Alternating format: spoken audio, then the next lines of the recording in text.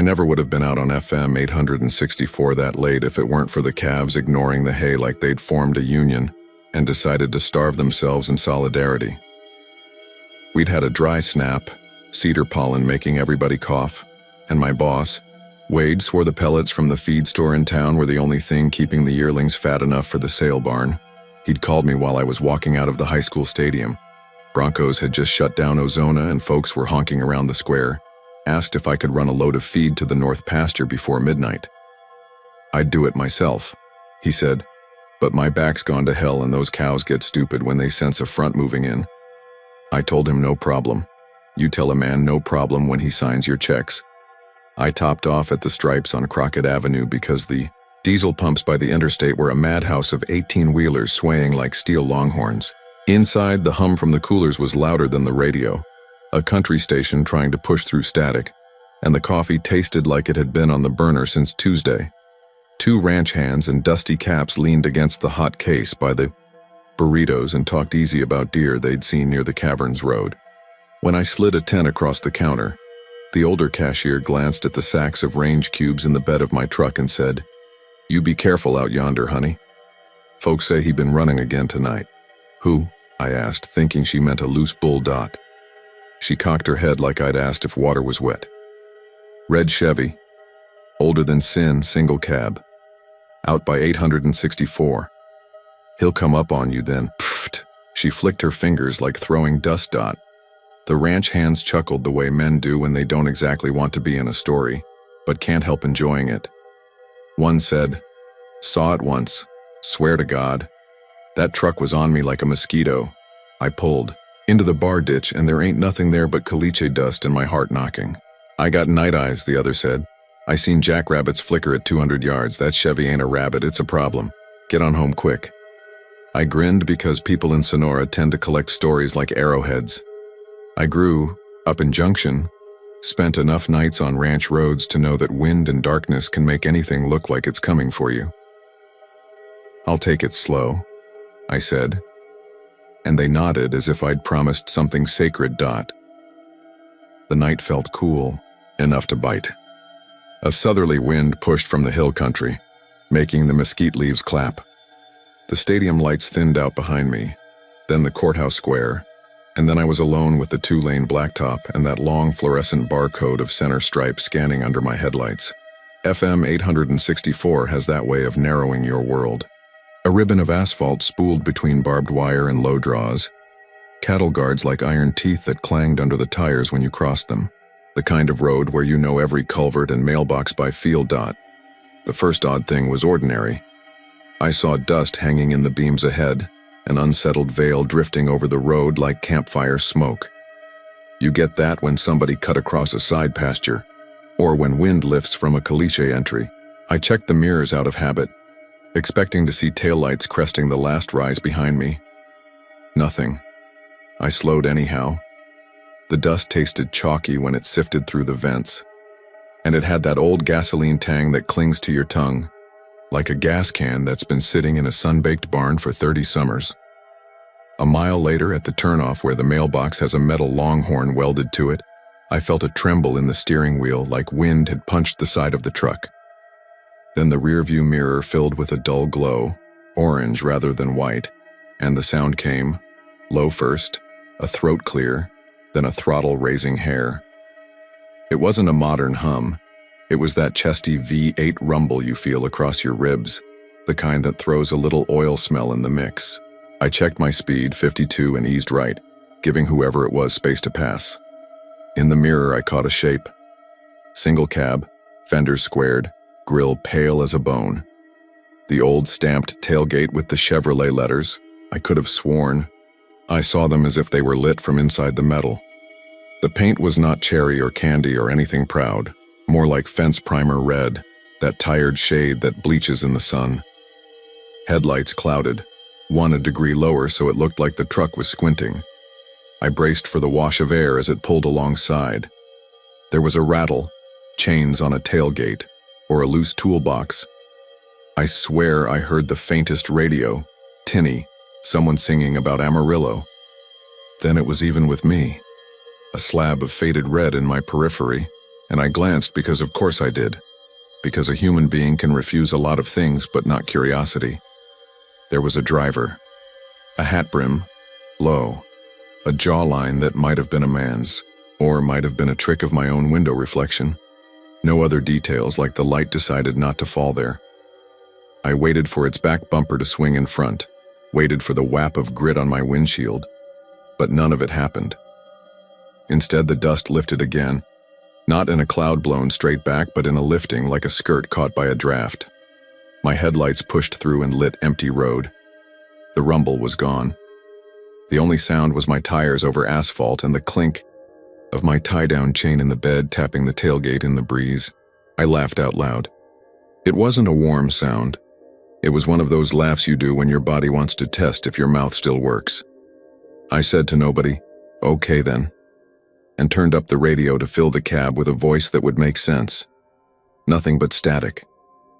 I scanned, found an AM preacher swallowing syllables between crackles, God moving over the water and the devils in the details, and punched it back to FM. More static, like a field of cicadas.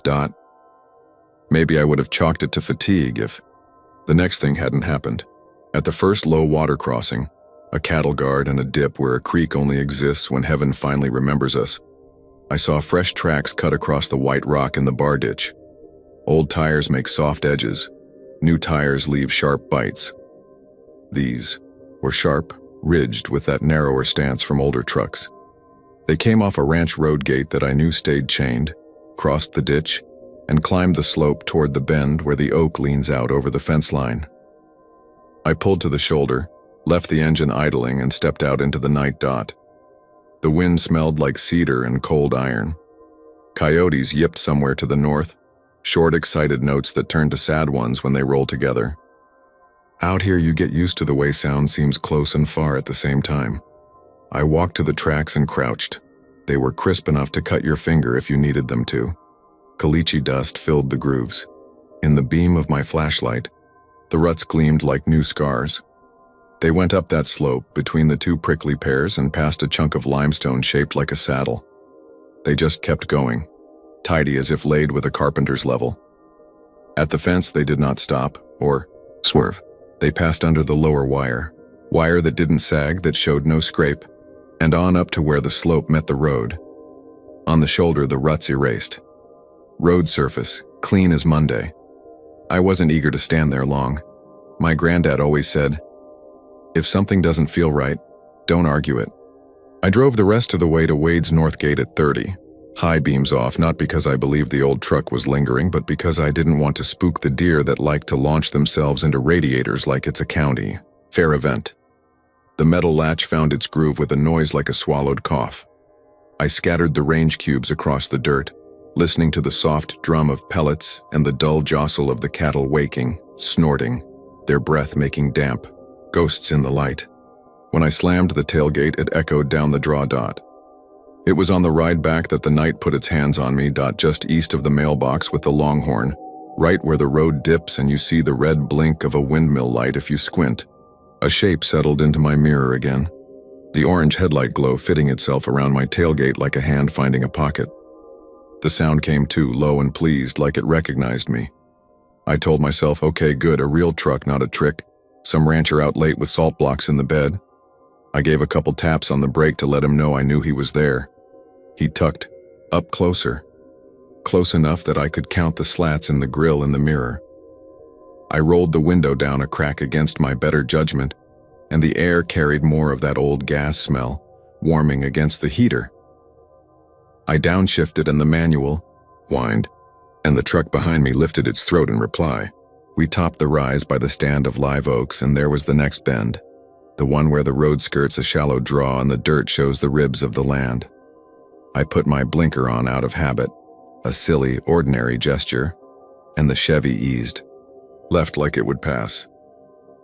The chains on its tailgate clinked with a rhythm that reminded me of a dog wagging. For a fraction, a structure materialized. Grill, bumper, that forward-stooped posture of a heavy engine on leaf springs, and in the bright wash of my light against its body I could swear I saw a number on the side, faded as a memory. 3, 7 or 37, painted once in white, dissolved by sun. It slipped ahead, the way mist slips around your shoulders when you walk into a fog. Where it should have been full in front of me, there was, again, little more than the ghost of its color, the idea of red. It slid into the bend and then left, nothing but dust gnats eddying in my beams. My fingers had that hot, cold tremble. I swallowed and suddenly tasted blood, probably from breathing with my mouth open and the dry air cracking a lip.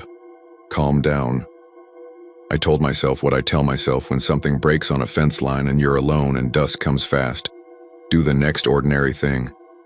Keep driving. Keep the wheel. I kept the wheel all the way to town. When I made it under the glow of the Stripes canopy again, I parked crooked and just sat. My hands looked like they belonged to somebody else. I checked the bed. The sacks were light now, just a handful of pellets rolling to the corners, and I noticed caliche dust on my tailgate, where the chain had rubbed it raw. In the dust where my own chain had tapped, there were lighter marks. Parallel, narrow, 1, 2, 3, 4, like a comb. It was nothing. It was everything at once because I could lay my fingers there and match them, and it wouldn't match because the spacing was too narrow, like the imprint of a tailgate chain that wasn't mine. Inside the store, the same older cashier was stocking cigarettes. She looked up and saw whatever was on my face and said, You saw him." "I saw a truck," I said. "Then I didn't. That's his style." "How? What is the story?" I hated my own voice, a little wild. The ranch hands were gone. The burrito case was down to one chimichanga that looked older than my boots. Depends on who you ask. She shrugged and snapped a carton open with her thumb.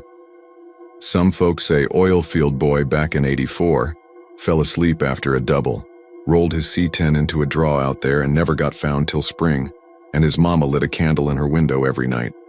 Others say a rancher ran ahead of a cattle truck to flag it down because his kid was broke down in the road and the cattle truck didn't see him. Same result. He keeps driving the same loop. He likes to pass when he gets near that oak that leans. I just pray for people, and I tell him to mind the bend." "I was at the bend," I said. "And here you sit," she replied. And that was as much comfort as a person can give at midnight when wind shimmers the flag outside and you accept that something is happening in your life that won't fit in your old pockets. I should have gone home and slept with the TV on. Instead, I wanted to prove I could do ordinary things. I took the long way, out the interstate, turned back on 277, then caught 864 again. I told myself I wanted to check the low water crossing tracks in better light from the moon. I told myself I was not going to stop. I stopped. Of course I did. At the exact bend where the oak leaned, I pulled onto the right shoulder and killed my lights. The night pressed in with that huge West Texas intimacy. Stars hammered across it like tack heads. The wind cut under my jacket and brought the smell of crushed sage. I could hear a train way off, faint, then nothing. The silence afterward had a shape. I'd swear on my granddad's old Remington that I heard the light clink of chain again in that silence. Not from my truck, but 6 feet in front of it. And then the soft, sifting sound dusty tires make when they roll onto gravel. The way sound dies when rubber kisses caliche. "Okay," I said out loud because talking makes you real. "I see you're there." My own breath fogged and vanished. I turned my lights back on. They opened the world like curtains and threw white across the curve. Nothing. No truck. No dust. The fence lines ran clean. But in the brightness, I noticed how the shoulder here matched exactly the width of an older truck. The gravel rolled back at the same angle on both sides where frequent tires had nosed in over years. I eased forward 2 feet. The feeling in my gut went cold. The road here had been undermined by one of those flash floods that come like a hand sweeping a table. Not much, just a wash undercutting the edge by a foot or two, but enough that you, me, anyone too close could catch it wrong in the dark and slide. I was about to back up when the sound bloomed inside the cab itself. Not around me, inside. Just the suggestion of a dashboard rattle from far older plastic, something hard in an ashtray bouncing. Then a radio, close as a breath, A line from a song I know but can never name. If you're traveling, Texas wind'll take your words. It faded so gently I almost convinced myself it had been wind. Something bumped the back of my seat like a knee from behind, firm enough that I gasped and grabbed the steering wheel. Stupid, to be scared of your own truck's empty backseat. Headlights swelled in the opposite lane, cresting the curve. I was still partly in the road.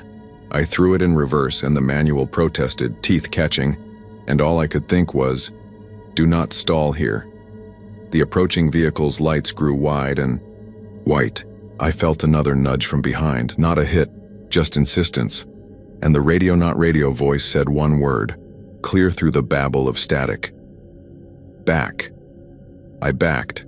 The other vehicle, an F-250 by the stance, flew through the space I'd just vacated. Driver's head turned to look at me with a puzzled, irritated set of his mouth.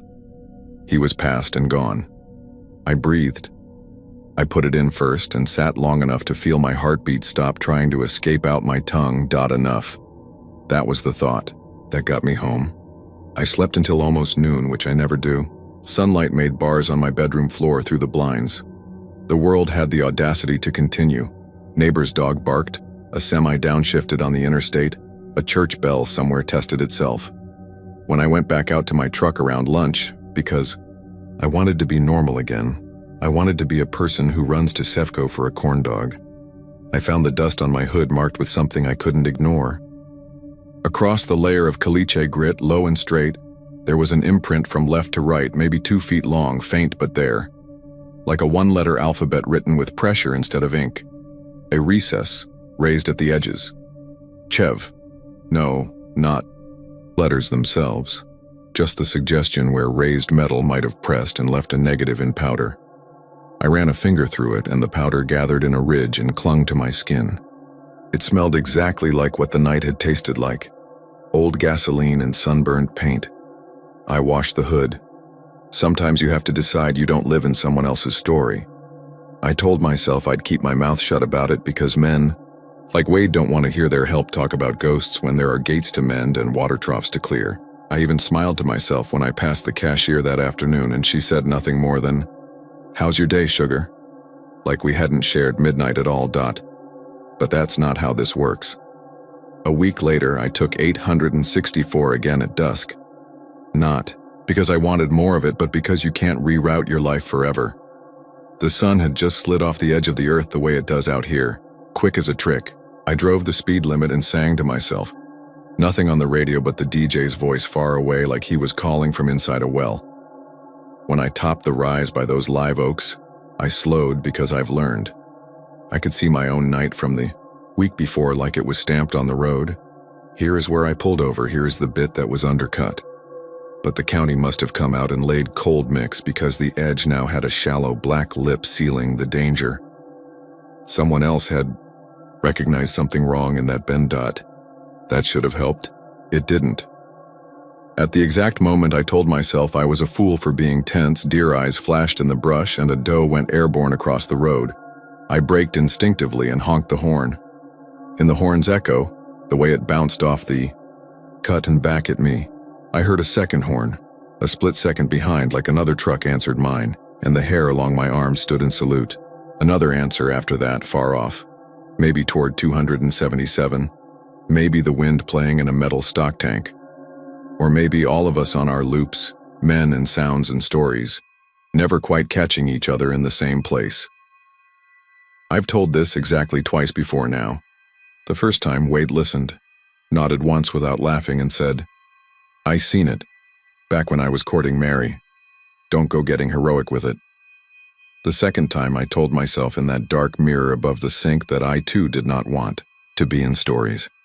But I am. We all are. If you drive enough nights out here, you will be folded into what this land tells itself when the wind rises. The big sky will press you flat like paper. The caliche will take your prints and keep them. You will be the rabbit and sometimes you will be the coyote. Sometimes you'll be the thing behind the coyote. I bought a dash cam the next day because I fancied proof. It lasted a week before it betrayed me. I captured a lot of things. A talc-white dust devil walking across a field like a skinny ghost. a jackrabbit deciding life's too short to be afraid of Fords. But when the red Chevy decided to run 864 again, the camera went blind to it. The audio picked up one thing. I saved it to my computer and I made 3 copies and I sent one to an email I keep, just for things like tax returns and receipts, because I needed it to exist somewhere not in this county. In the recording, you can hear my engine and the whisper of wind through the cracked window. You can hear me exhale once, shaky, and say, okay, like I said it that night. And underneath, a radio from no station I can get, a man's voice with that old DJ cadence saying, top of the hour, key. And the call letters wash away in a rush of static. Then a few chords from a song that was a hit before I was born. You can hear the chain clink you'd get from a tailgate not latched all the way. Then nothing. The video shows an empty road turning slightly left, a long white line, fences like staffs holding up nothing. I don't drive that road with company anymore. Something about the way that truck tucks up to your bumper, the way it insists, makes me feel responsible for any soul sitting beside me. If I pass you on 864 at night, I'll give you the farmer wave, 2 fingers off the wheel. Then I'll get to the right shoulder as far as I dare, and I'll say a private thing my mom taught me when I was little, and thunder laid its hand heavy on the house. If you see orange light in your mirror that doesn't color the grass like it should, if you hear a radio play something from 1983 and you don't know why your mouth knows the words, if you taste gasoline like a memory, you slow down and you mind the bend where the oak leans. If somebody tells you back, you do it. There are days now when the cashier at Stripes looks like she wants to ask me if he ran, and I shake my head a little and we both smile as if we share a joke. There are others when I go in for coffee, and 2 men in dusty caps are at the hot case talking about deer. And one of them is working hard not to talk about the cliché imprint on his hood that washing won't remove. People don't like to give their fear a name because once you name it, you set a place for it at the table. I'll end this here because telling it more doesn't bless it or lessen it. This isn't a confession and it isn't a warning. It's just a map of a place where the wind pushes dust across blacktop, where country songs sometimes come from a decade that doesn't match your life, where a red Chevy that can't be registered with the county still finds your bumper like a friend in a parking lot and then at the next bend leaves you hungry for anything you can hold. If you want to hold something, this is what I have. I can take you out on a bright noon and show you 2 faint ruts that skirt the oak before they vanish as cleanly as if someone cut them from the earth with a sharp knife. I can play you the audio and make you listen hard to the chain. I can open my glove box and lay a flake of paint on your palm, dull red like rust, light as a moth's wing. I don't know where it came from. I find a new one in there every so often, no matter how much I clean, and I don't have a tailgate painted that color on anything I own. The last time I drove that road, a month ago, I came up on the bend at noon, sun making everything too honest to hide. Kids in a school bus rolled past and the driver lifted his chin at me. A mockingbird sat on the fence post and whistled a song that sounded exactly like a truck horn, then turned it into something prettier, because that's what mockingbirds do. The county had patched the shoulder solid now, thick with new asphalt. I parked in the wide, killed my engine and listened. You can't summon him. He isn't a trick or a circus act. You only get him when the night wants to tell you who owns what out there. Still, in the bright glare, I could smell, faintly, stubbornly, the varnishy sweetness of gasoline that's lived too long in a plastic can. It was in the dust in my mouth like a word about to be said by someone behind me who wasn't there. Like a song waiting for the top of the hour, and a DJ who, every now and then, is still on his way to the mic. I got back in my truck, put it in gear, and went home by another road.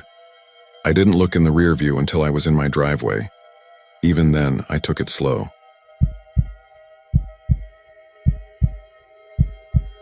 On a back road outside Kerrville, I found fence posts slick with fresh blood one dawn. No tracks anywhere near.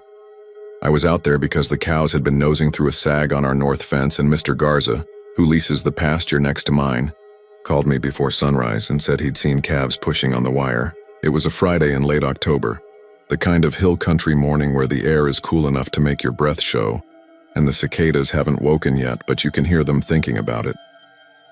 I took the old Ford down Goat Creek Road with A thermos, a box of staples, and a bucket of small tools clanking around. Fence pliers, a wire stretcher, a roll of tie wire that always leaves your fingers smelling like pennies and dirt.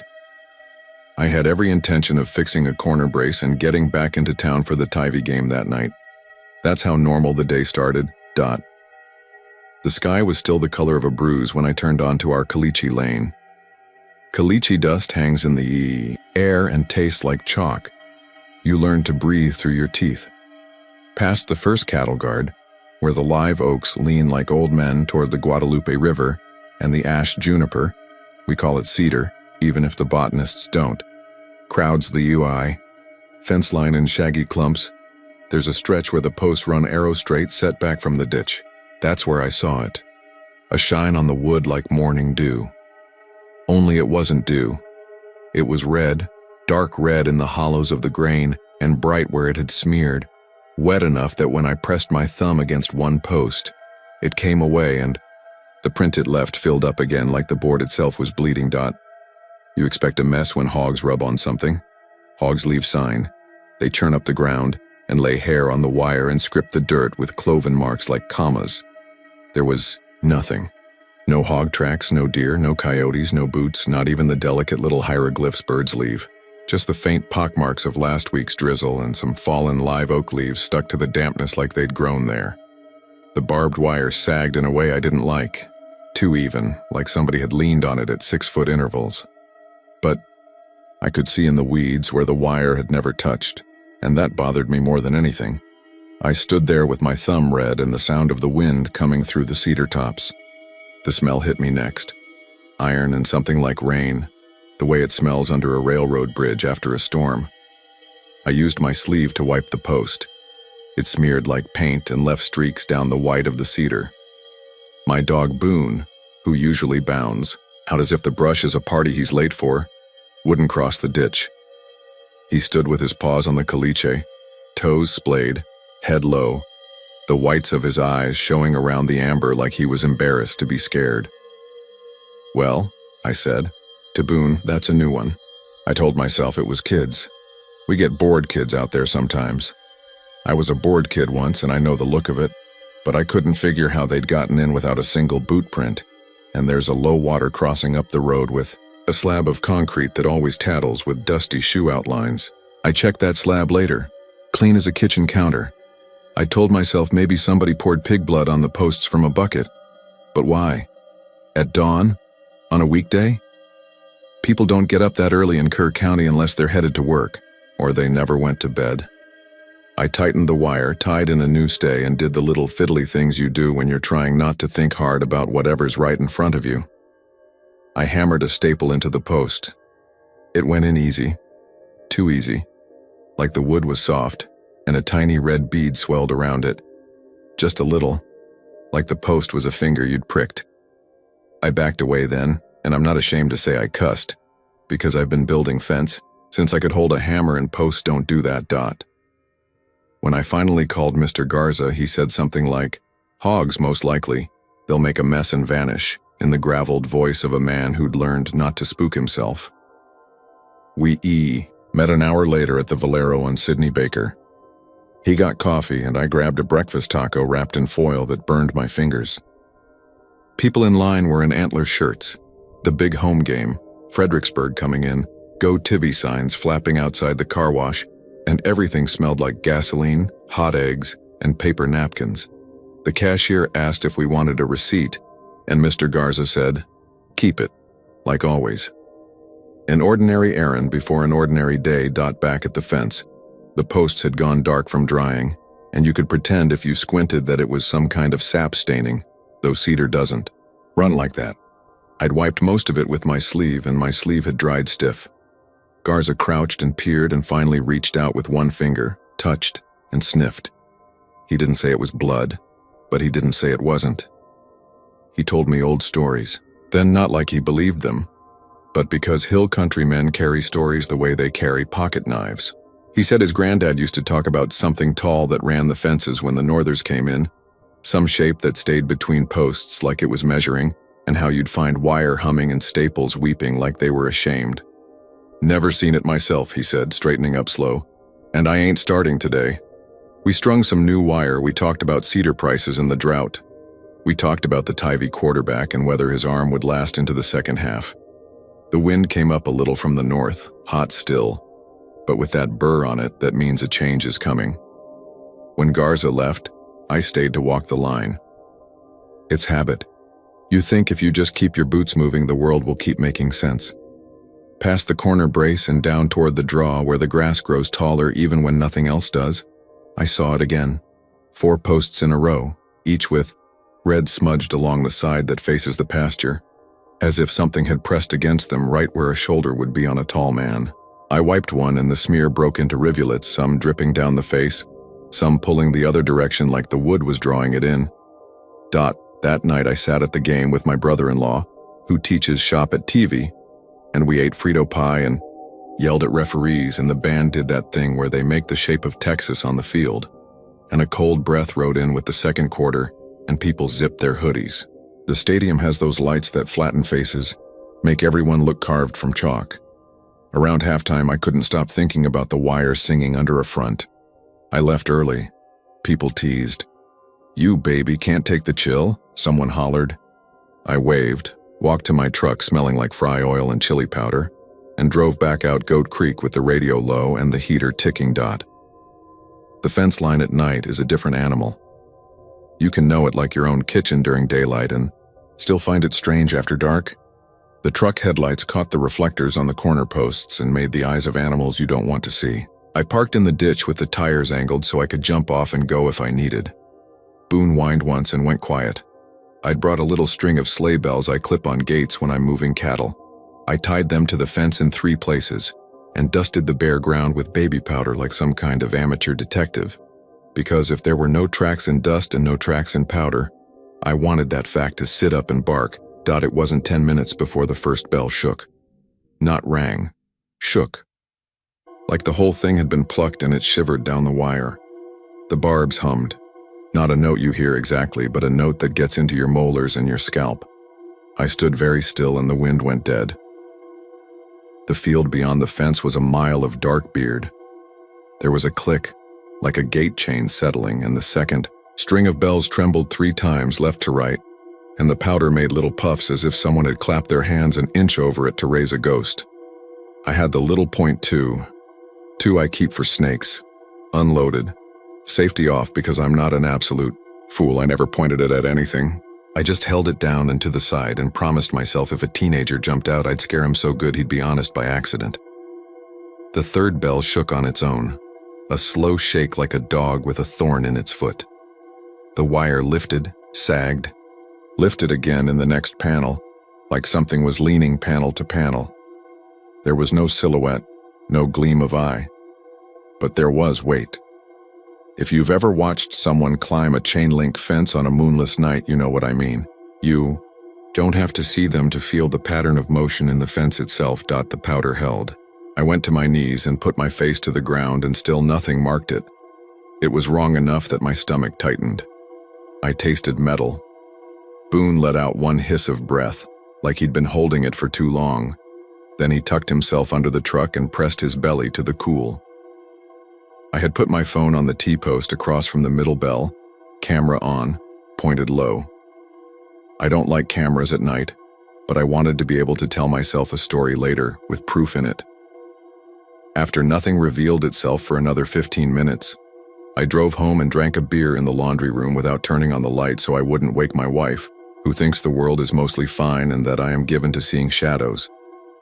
I watched the footage over and over, trying to make my brain find what my eyes had missed. The video showed the bell string quiver. It showed the wire lift and dip in 3 places, the way a rumor passes down a line of people in church pews. It showed me kneeling in the powder, an idiot on my knees speaking to dust. It did not show anything touching the fence. At the moment the middle bell shook hardest, the audio died for exactly 13 seconds, then came back with the hiss of the north wind, though I remember the air being dead. The next morning I went back with coffee and a level head and told myself to shut up and fix the fence. The posts had dried, gray where the cedar grain shows and silver white where the sun had baked them. When I reached the stretch that had bled the day before, a single post stood darker than the rest. I wrapped my hand around it like you'd grip a wrist, and felt a slick give. It had that warm feel again, warmer than the air. And when I pulled my hand away, there were lines across my palm as if the wood grain had stamped me, and in those lines, red like thin paint. I made a noise I don't make, a little kid noise. I pressed a rag to the post and held it. When I pulled away, the rag was marked and the post was marked, and I had a crossroads in me. I could decide the world was one way, or I could decide it was another. I called the sheriff's office. The deputy who showed up was young, skinny, and had a mustache like he was growing it out of spite. He touched the post and raised his eyebrows and said, "Maybe some blackbirds got hurt." I pointed at the empty sky and at the ground and said, "Where'd they stand to do it? And why only the posts that face north?" He wrote on his pad, the lazy scribble that means nobody will read it later, and told me to keep an eye out. He was polite. He didn't laugh in my face. He didn't help. After he left, I hammered in 3 staples along that post. All 3 swelled red around the metal like the wood was sore dot. On Sunday, between church and HEB, I bought a new roll of barbed wire. I pulled the old section. The skin between my thumb and finger was sore from the pliers and sticky from where I couldn't quite get everything washed off. On the second post, when I pulled the old staple, a red line peeled out with it, thin as a thread and shiny. It snapped with a wet little sound. I sat back hard in the grass, and Boone came to rest his chin on my knee like, "Don't do that again." It did not stop. That week, each dawn found a different 5 or 6 posts wet. Never the same ones in a row. Always a run that made a shape along the line if you drew a straight edge through it. I started mapping them in a notebook. Little squares for posts, X's where I'd found the slick. When you looked at it from far back in the kitchen, it made a wave. Not random, not a prank. A motion, moving north to south, then back again on nights when the wind shifted. Wednesday night, a front really came in. The temperature fell like someone had opened a hidden door. Every chime in town rang one bright note as the gust hit, and then the power blinked and the stars came on clean. I drove out and parked at the low water crossing because it felt like a place you could see what was coming. The concrete there always tells the truth. I got out and my breath made fog. The cicadas had shut up all at once. Even the Guadalupe seemed to draw itself in like a man waiting for bad news. I aimed my flashlight at the slab and saw, crisp as a brand, 4 hoofprints in a line. Not from left to right, but from right to left, which is another way of saying they were pointed toward the fence when they had no business being there. There were no prints leading to those prints. There were none leading away. On the far side of the slab where the dust starts again, nothing at all.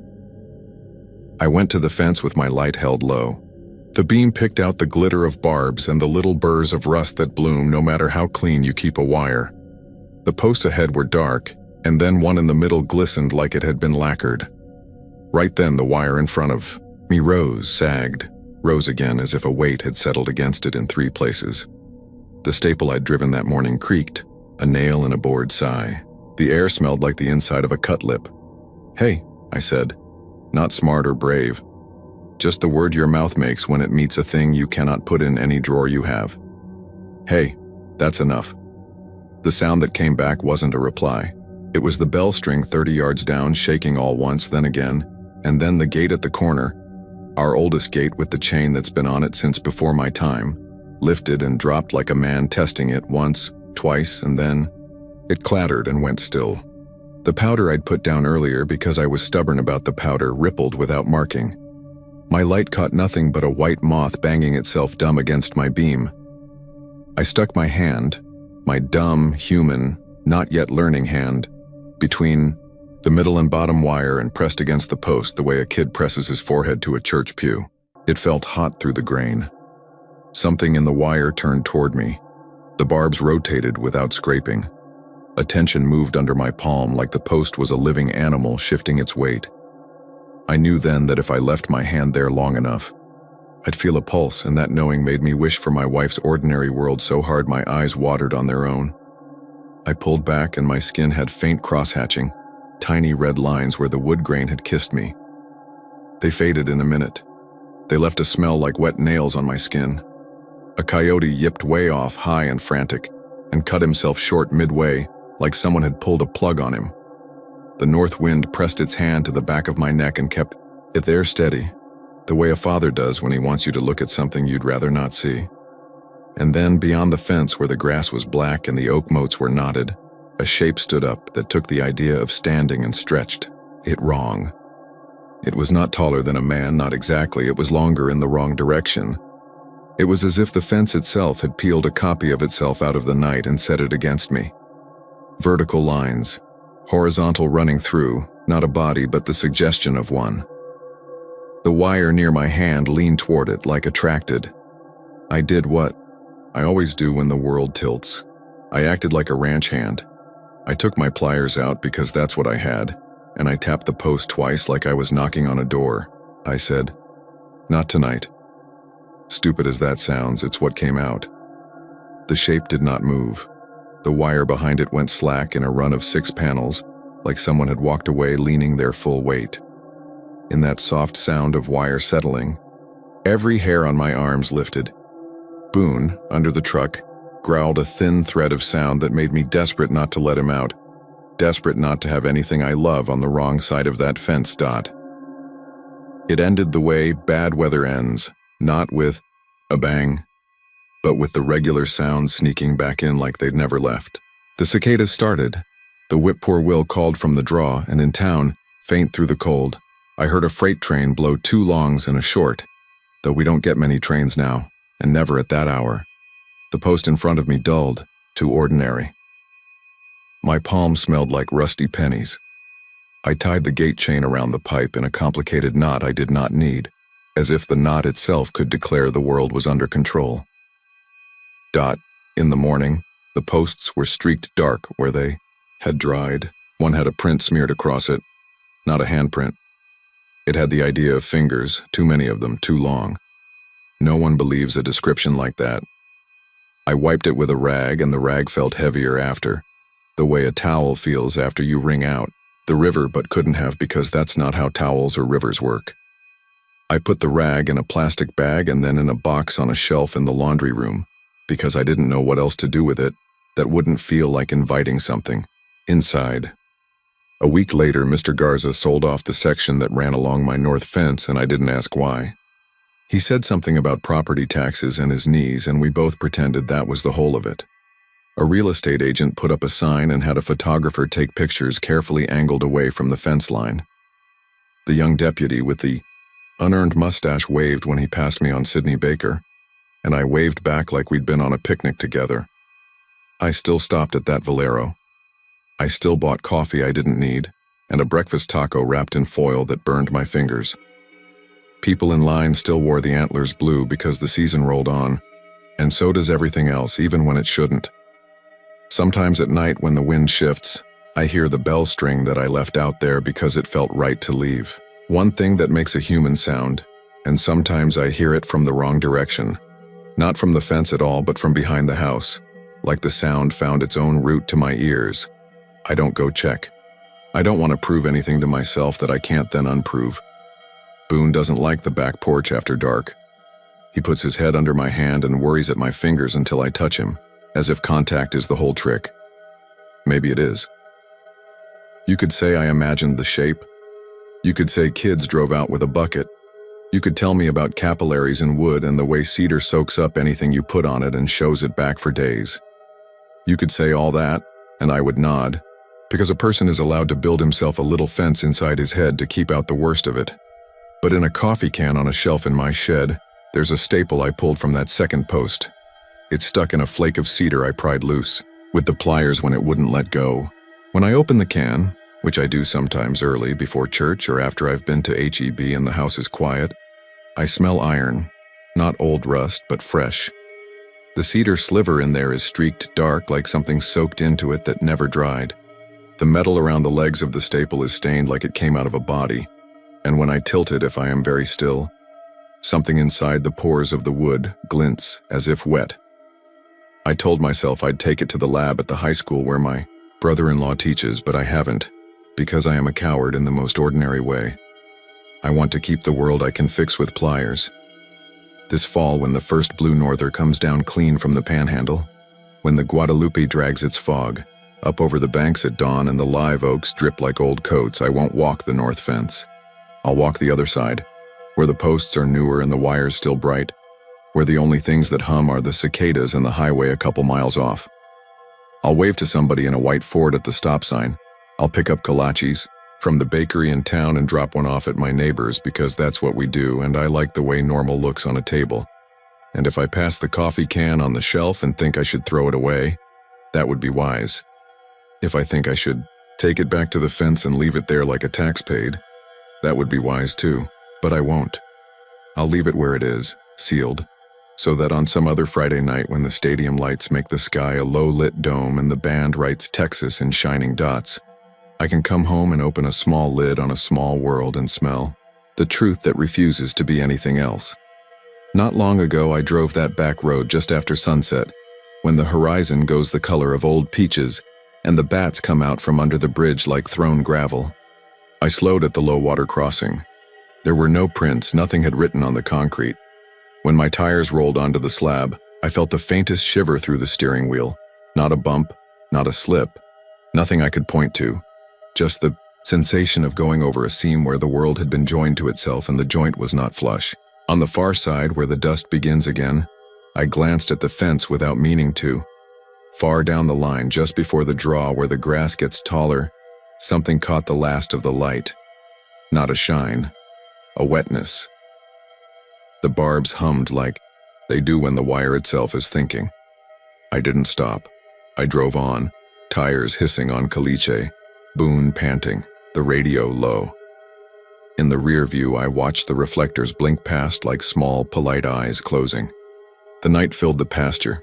The bells did not ring where I could hear them. The wind leaned against the truck the way it always has and always will.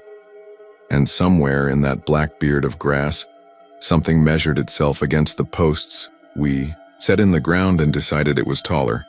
And for reasons I don't expect to learn in the years left to me, the wood agreed. You can laugh or tell me I was tired and seeing things, but I grew up here and I know a mule when I see one.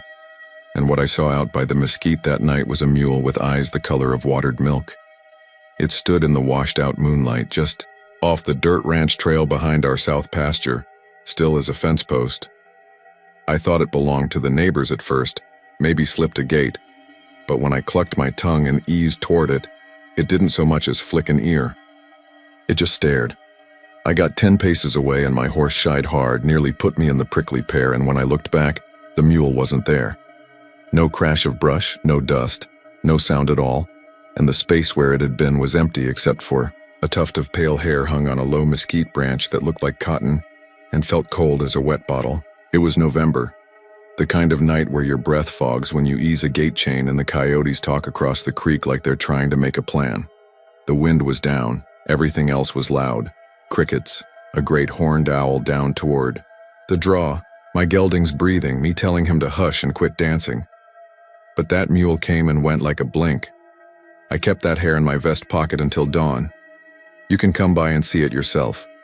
I still have it in a Ziploc in the drawer where we keep the extra screws for the kitchen cabinet hinges. Sometimes when a front comes through, that hair feels colder than the rest of the drawer. I was 35 then, back staying at my folks' place off FM 152 about 8 miles west of Llano, giving my dad a hand while he got over a knee replacement. If you've been down that way, you know the country. Low hills like someone dropped a handful of sleeping buffalo, pink granite poking through pasture grass, live oaks that twist up like old men's hands, mesquite everywhere in the Llano River, slipping between rock bars so clear you can count the pebbles.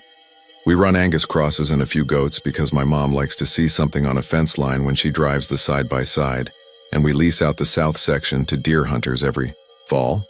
It's not big money, but it keeps the place moving. My folks are church on Sunday people, barbecue on Saturdays, and Friday nights in the fall we put on jackets and drive into town to watch the yellow jackets under those bright, buzzing lights. The whole town comes. You stand at the fence with a paper boat of Frito pie and talk about the kids, the dry spell, and whatever broke that week. And that year, when the wind came out of the north and the pecans started thumping the tin roof of the barn, folks were talking about lights in the river bottom and a pale mule seen up toward Castell. Spook stock. Old Mr. Lujan called it at the feed store in town while he waited for his cube sacks like it was normal as mesquite beans. The first time I saw it was a Tuesday. I'd ridden out late to check a gate because some weekend hunter always forgets to latch it when they pull their feeder barrels out. Dad had shown me the little diagram he keeps taped to the fridge. South fence gate, creek gate, back pasture gate. And he'd circled the creek gate like he knew I'd try to skip it. He's the kind of man who thinks ahead in red ink and circles. So I went, and the night went with me. And when I saw that mule, I felt, look, this is going to sound foolish, but I felt like I was the one had slipped a gate and wandered somewhere. I wasn't supposed to be. I told myself it was just a loose animal and kept going. Opened and relatched, checked the T-posts, then cut back across the pasture at a trot because my horse wanted home and so did I. The second time was Thursday, not quite midnight, after we'd come back late from Marble Falls because the H-E-B had the good sale on coffee and my mom wanted to stock up against winter like the old days. I took the trash bag out to the barrel behind the barn and heard hooves out past the mesquites, soft and slow like a horse browsing. You know how that sounds. Clop, whisk of grass, clop. I figured it was one of ours, so I grabbed the flashlight and leaned over the fence, and there it was again, maybe 20 yards off, pale in the beam. Mules are usually dark or dun around here, dust-colored. This one was the color of bone. The light caught its eyes, and they didn't flash back red or green. They just stayed flat white, like looking at the moon through thin cloud.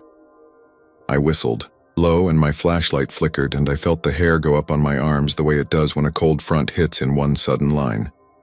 The mule turned its head, and I swear for a second I thought I saw a wet shine on its muzzle, like it had just come up from the river, though there wasn't a drop of water in that pasture.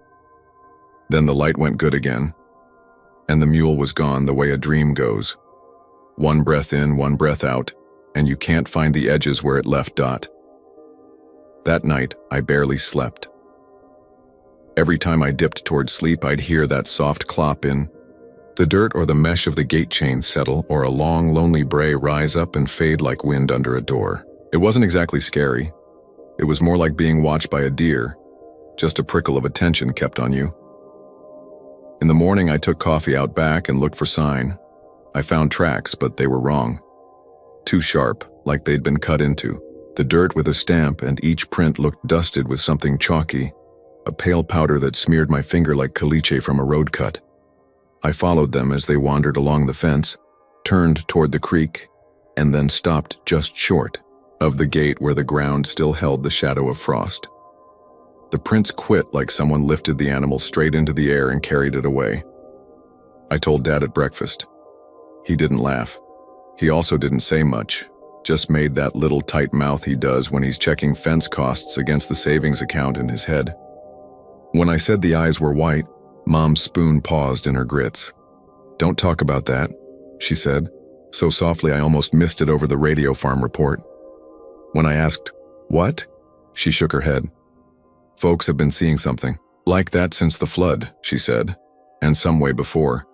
You mind the gates and say your prayers. You remember that flood in 2018 when the Llano came up so fast it took the 2900 bridge at Kingsland?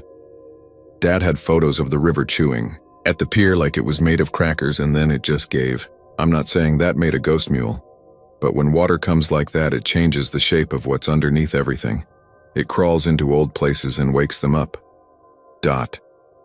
The third time I saw the mule, it wasn't night. It was a pale noon with a high blue sky that made the land look like it was waiting on something, and I was out on the tractor dragging the bottom field. Wind rattled the dry pecan leaves and the grasshoppers ticked off the tire lugs. I cut the engine to check the chain, stood up to stretch my back, and the world went strange. Quiet, but not quiet, like the volume knob turned down just on the human parts. No engine, no radio static from the house, just the rasp of my breath and some far crow. A mule's shadow slipped between mesquite thorn and live oak, white against white sun, and stopped at the edge of the draw. It lifted its head and looked right at me. The distance made it feel safe, but I put one boot on the dirt to climb down, anyway, and felt the kind of reluctance you feel right before a bad idea. "Hey there," I said without meaning to, the way you do with stock. "Hey, old boy." The mule stepped into the shade and was gone. Not hidden, just no longer there. But a branch kept moving as if something had just brushed past it. A few things after that went small and strange. The side-by-side wouldn't start if I was the only one in it. It would try. Lights on, radio dead, that sad grind. And then the dash would blank and come back slow like it needed to catch its breath.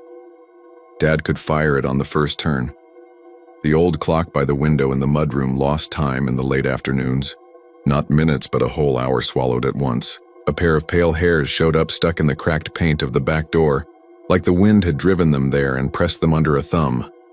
When the cold fronts came, you could hear the train from town, even though there isn't a train in Llano anymore. Just that deep, long moan that says something heavy and inevitable is moving through the night. The dogs started to refuse the south pasture after dusk, stiff-legged and unashamed, staring down that way with their lips barely lifted, like they were smelling something alive in the wind. I told myself it was nerves, and I told myself it was the dark, and then I told myself it was nothing. But it was not nothing the evening I rode out with my cousin Dale to hang a new strand of barb on a stretch the deer got through. He parked his truck by the south gate, we unloaded the T-post driver, and he cracked a joke about how we'd better not get any of that flood ghost on us because he needed to be at church clean on Sunday. He's the kind to talk big and carry a .22 and say that's enough for anything. We set to work. The sun went pink, then purple. The air got the metallic taste it gets when the temperature drops fast. Around us the land snapped and settled and breathed, and there were the last busy sounds. A whitetail snort down by the creek, a bobwhite calling like it forgot its lines, a far truck on 152. And then there was a sound like hooves in sand. Not close, just steady. I paused with the driver over the T-post and mouthed, "You hear that?" Dale nodded without looking at me. He lifted his chin toward the brush and we both watched. It didn't step out so much as become obvious. It was just there between two mesquites not 20 feet away. Pale as limestone, ears pricked, white eyes. We both went still in that dumb human way, as if not moving makes you invisible. The mule's head tilted. It took one silent step. It had no halter, no rope, no brand I could see. Its hide didn't catch light the way hide does. It drank it, as if it was somehow in shade we weren't in. "Hey," I heard Dale say too soft. He took a half step like he meant to reach out the way you do for a horse's shoulder, so it can smell your hand. The mule's lips peeled back. Not mean, not like a bite, just peeled. I saw dark, square teeth like river rocks. It breathed, and the air that came off it was cold and damp, and I smelled river mud long since dried. Then I blinked like a fool and it was gone, and the space where it had been had that surprised look empty places have when something leaves in a hurry. We packed up quiet. When we got back to the truck, the windshield was sweating on the outside like after a rain, though the sky had been bare the whole evening. We didn't talk about it then either. It's funny what you don't say sitting shoulder to shoulder with someone you love, as if words are what would let a thing in. A week later, I drove into town alone for a coupling and a bag of 20% cubes. On the way back, I stopped by the river crossing and watched the slow water push against the trunks and the cold light grab at the riffles.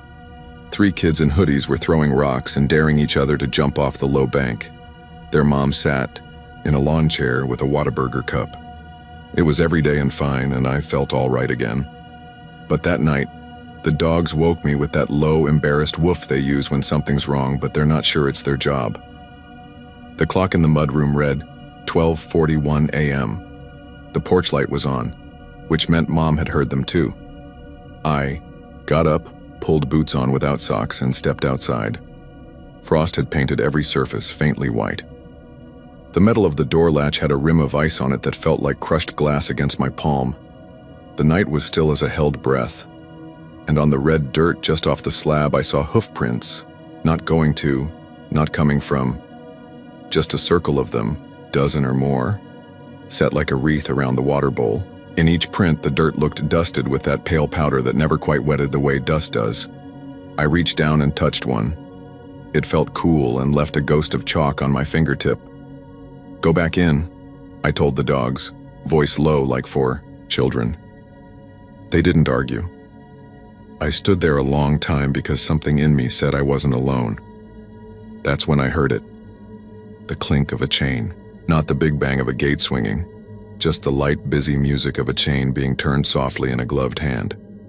It came again from the direction of the south pasture. I started walking. You can call me a fool for that. I had a mag light in my hand and a pocket knife in my pajama pocket, because I'd left it there after cutting a hay bale string that afternoon. I walked past the barn where the wind-weathered sign for my granddad's name hung, Caldwell, and where a barn owl looked like a torn paper shape against the rafters. The air smelled like winter and iron, and under it, the river dot when I reached the south gate. The chain hung slack but latched. The frost on the top rail had been rubbed by something that had leaned there. I kept going, down along the fence line toward the creek where the grass went brittle underfoot. The maglite beam swung slow over mesquite and bluestem, over prickly pear, over a little nub of granite sticking up out of the dirt like the corner of a buried house. I heard the hooves then, unhurried behind me, like whatever it was had decided. The walk ought to be a companionable one. Don't ask me why I didn't run. People think you choose those things, but you don't. You stand there under the big Texas sky and you let some old instinct steer, and sometimes that instinct is just plain politeness. I turned when I reached the dry creek.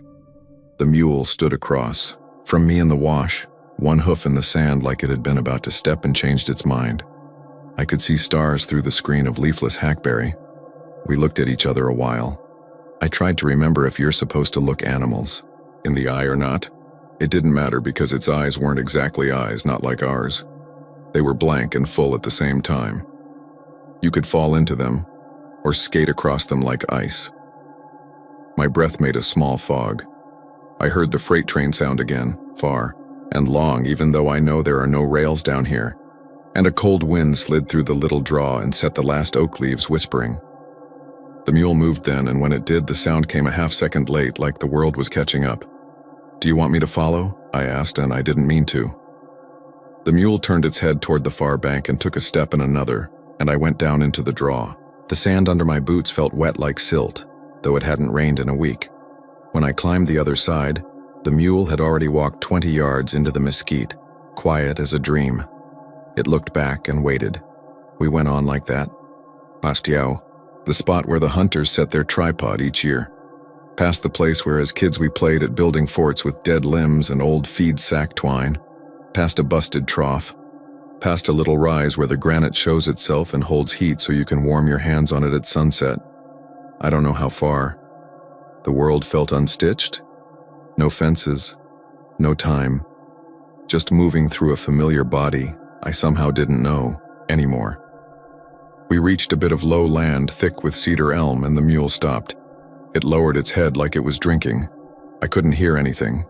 It raised its head again. It looked at me with those white eyes, and then stepped forward, until we were 3 paces apart, close enough for me to see the line of a scar along its shoulder.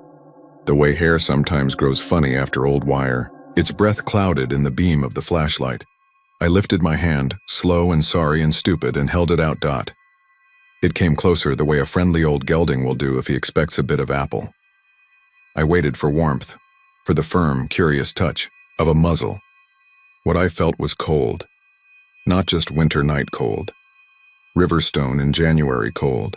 It reached for my palm and I had the strangest feeling. Don't laugh. That it was reading me the way a good horse will read your hands and your shoulders and tell if you mean kindness or a ride. It didn't find what it was looking for, maybe. Or it did because it lifted its head, and the world made a sound like breath drawn for an old cry and then held. The flashlight thinned and pulsed and the mule was gone. Not vanished with a trick. One moment close enough I could see the wet shine of its whiskers, and the next the space between us was only air and winter smell. My hand ached from the cold. It had left there.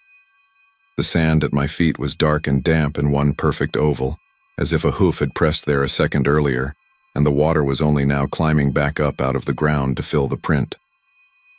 I found my way home by the fence line, hand on wire. Mom was waiting at the back door in her housecoat like the mothers in every country town I've known. She didn't ask. She just looked at my hand and then up at my face, and then she reached for a towel like I'd come in from some regular chore. We sat at the table. The clock said 2:17 a.m., and the second hand was stuck between marks like it couldn't choose. Dad came in slow and careful, that knee keeping him honest, and he put the kettle on, though he hates tea. Eventually, he said, "When I was a boy out here, I heard the old men talk. They said when something sends a mule where a man ought not go, you listen, because a mule's got more sense and stubborn than any of us." Mom said, "It's not new." Dad nodded, eyes on the fog coming off the kettle. "Some years you hear it more. After rains. After bad luck." He looked at me. "After the river moved things around." I won't claim to understand. I'll tell you what I did. I went back out the next morning with a shovel and a coffee and followed the faint prints while the frost was still bright on the blue stem. At the low place where the cedar elm thickens, the ground was damp even in that dry spell. I pushed through, and there, in the tangled shadow, I found an old piece of wood half buried in silt. It was a post, squared by hand, with a bit of rusted chain stapled to it. When I pried it up, the ground gave a smell like the bottom of a tank, and a trickle of water found my boot heel and made a muddy crescent. When I brushed the post off with my glove, I could just make out an old brand burned into it. The same brand my granddad used before he sold this south section and bought it back again, the looped C with a bar through it. I stood there a while, with that post in my hands and the sense that I had handled something that had been asleep. That night I propped the post by the barn door where the morning sun hits it. The dogs sniffed it and then ignored it. The next 2 nights passed quiet. On the third, I woke to a noise like a bucket kicked in the dark and found the post had fallen over. By the time I had boots on, the porch was cold, and I could see my breath. And on the step below the post was a single white horseshoe. Not new, not old, cool to the touch. No nails in it and no marks to show it had ever been nailed at all. I didn't tell anybody about the shoe. I took it to the little cemetery up by the ridge where the live oaks lean into the north wind, and the stones have names I grew up hearing in grocery lines: Hemby, Lujan, Kothman, my own. I set it on the fence post by the gate and said a clumsy prayer with a lot of please in it. Or maybe it was a thank you. Some days those are the same. When I came back the next week, it wasn't there. The ground around the post held prints. Not human prints, not exactly mule prints either. Just the suggestion of weight pressed into the world and let go. You want an ending where the thing walks into the light, where a preacher blesses the ground and a wind comes and everyone says it's better now? That's not what we get out here. We get winter sun and slow animals and work you can measure in fence posts.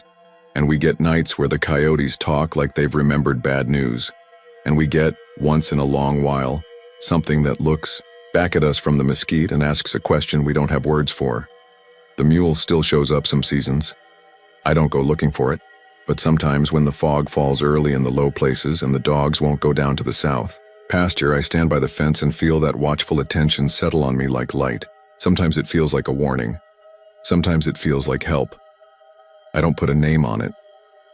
A month after that first November, I was closing the back gate after a cold Sunday dinner when I heard hooves on the road like a string of slow notes. I walked to the corner where the fence makes a hard turn, and down along the caliche the moon made everything pale. The sound came closer and then stopped somewhere just past the mailbox where the road dips. I waited. The pecans chattered dry leaves together. I felt a thin line of cold slide along my wrist as if something had breathed there. When I went back inside, Mom had left the porch light on for me, and Dad had folded the paper open to the weather like he'd been keeping a place for something to come in and sit down. The clock in the mudroom had set itself right again, or I had lost track in a way that made it look like that. When folks ask, I tell them plain. I saw a white-eyed mule.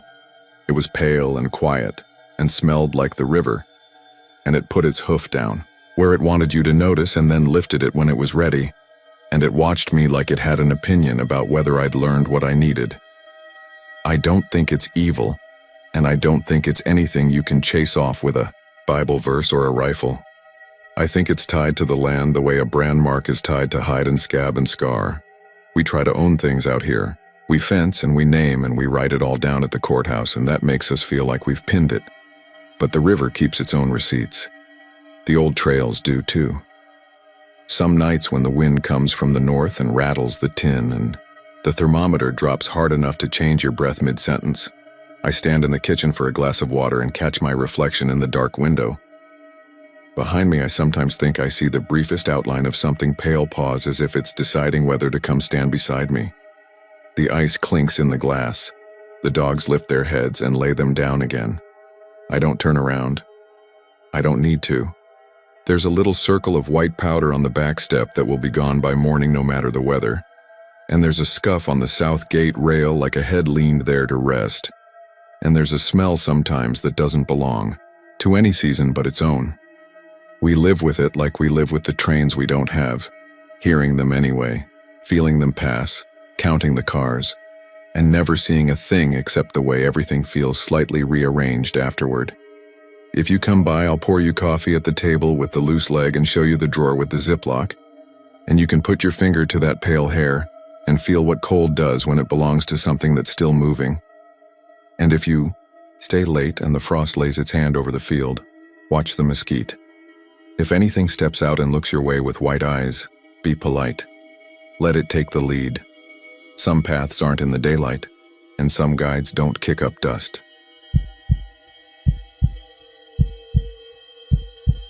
I've driven a lot of Texas roads in my life, and most nights out on the highway are as uneventful as you'd expect. Long stretches of dark asphalt, the faint glow of headlights behind you every half hour or so, and the radio keeping you company when the miles start to feel endless. But there's one stretch I avoid now, even if it means tacking an extra 40 minutes onto a haul. If I can, I'll find another route rather than go past mile marker 19 on Ranch Road 33. I don't care if you think I'm superstitious. What I heard and saw out there wasn't normal, and I don't plan on ever being close to it again. That night, I was hauling a load of feed out toward Midland. I'd started late because dispatch screwed up my paperwork, so I was already running behind and pushing to make time. The road was quiet, nothing but mesquite scrub and oil pump jacks nodding, like silhouettes against the horizon. The air smelled of dust and diesel, the kind of smell that clings to everything out there. I kept my CB radio on, even though most folks have moved on to phones and apps. Habit, I guess. It's comforting hearing another driver crackle through. Now and then, it makes the road feel less empty. But out there near Big Spring, the chatter had died off. Just static and the occasional burst of noise when the signal skipped. I remember glancing at the dash clock, 1:41 a.m., and thinking I'd be at the next truck stop in under an hour if I kept steady. That's when I passed the green mile marker, sign 19. The reflective numbers flashed white in my headlights and then vanished into the dark behind me. Right then, the CB sputtered. At first I thought it was just interference. There's a lot of it out there with the lines and towers, but this was different. It wasn't the usual hiss or garble. It was a low, steady whisper. Not words I could make out. More like the sound of someone leaning right up against the mic, breathing into it. I reached for the dial, thinking maybe I'd picked up a weird frequency, but before I could switch channels, the whispering stopped. In its place came the sound of crying. A woman, soft and broken, like she was trying not to let it out but couldn't hold it back. Now, I've heard plenty of pranks on the CB, and I've heard plenty of drunk drivers slurring nonsense, but this didn't feel like either. The sound was too raw, too close. I slowed the rig without meaning to, scanning the roadside with my high beams. Nothing out there but barbed wire fence and mesquite brush bending in the wind. Breaker 33, I said into the mic, my voice tighter than I meant. Y'all hearing that? No response. The crying cut off sharp, replaced by a burst of static so loud it made me flinch. Then, beneath the static, I swear I heard someone whisper my name. I froze. My hands clamped tighter on the wheel, and I kept my eyes locked forward, afraid to look in the mirrors. The road stretched straight and empty ahead, but the static stayed, a soft hiss that didn't let up even when I turned the volume knob all the way down. The speaker was dead quiet, but I could still feel it, like the sound had soaked into the cab itself. Then I saw something in the high beams. Just ahead, on the shoulder, stood a figure. Too thin, too pale, clothes hanging loose. A woman, barefoot, head bowed. I hit the air horn and swerved slightly, heart pounding, but when I passed, she was gone. Nothing but empty gravel. I checked the mirrors against my better judgment, and for a split second she was there, standing dead center in the lane behind me, hair hanging down her face, and then nothing. The CB screeched, a sound like metal, tearing, and the sobbing started again, louder, almost frantic. Words pushed through the noise, broken, choked. "Help! Please!" I grabbed the mic, my hand slick with sweat. "Where are you?" I asked before I could stop myself. Dead silence. I drove faster, every muscle locked tight. The mile markers ticked by. 20, 21, 22. And with each one, the radio got quieter until finally it was nothing but the normal static again. My heart didn't slow until I pulled into the truck stop, headlights reflecting off a dozen other rigs parked in neat lines, their drivers asleep inside. I sat there in my cab with the engine off, listening. Nothing. Just the hum of the refrigerated units and the faint whistle of wind across the flat land. I almost convinced myself I'd imagined it. Lack of sleep, too much caffeine, maybe a trick of the radio. But when I stepped out to stretch, I noticed something on the side of my trailer. Dark streaks, smeared along the metal, right about waist high. I pulled my flashlight and leaned in. The streaks were handprints. Small. Too small for a grown man. They weren't grease. They weren't dirt. They were wet. I backed away, shaking, light jerking in my hand. The prints ended about halfway down the trailer, like someone had tried to grab hold while I was moving down the highway. But that stretch of road had been empty. I hadn't slowed for anything except that figure. I don't haul out that way anymore. I tell dispatch I'll take any route but Ranch Road 33. If they press me, I tell them I'm superstitious, and most of the guys just laugh and say they've heard the same story. That truckers pick up voices near mile marker 19 that they hear crying over the CB. Some swear they've seen the woman too, standing barefoot on the shoulder. What I don't tell them is the part that keeps me up most nights. Back when the sobbing cut through the static, right before she whispered my name, there was something else. Faint, buried under the crying, the sound of children. Dozens of them whispering all at once, their voices too soft to understand, but all tangled together like a broken signal. And every time I think about it, I remember the handprints. Small. Too many for just one person. Next time you drive through Big Spring after dark, check your mile markers. If you see the number 19, keep your radio off. And whatever you do, don't stop. Because some voices on the highway don't want help. They just want to be heard.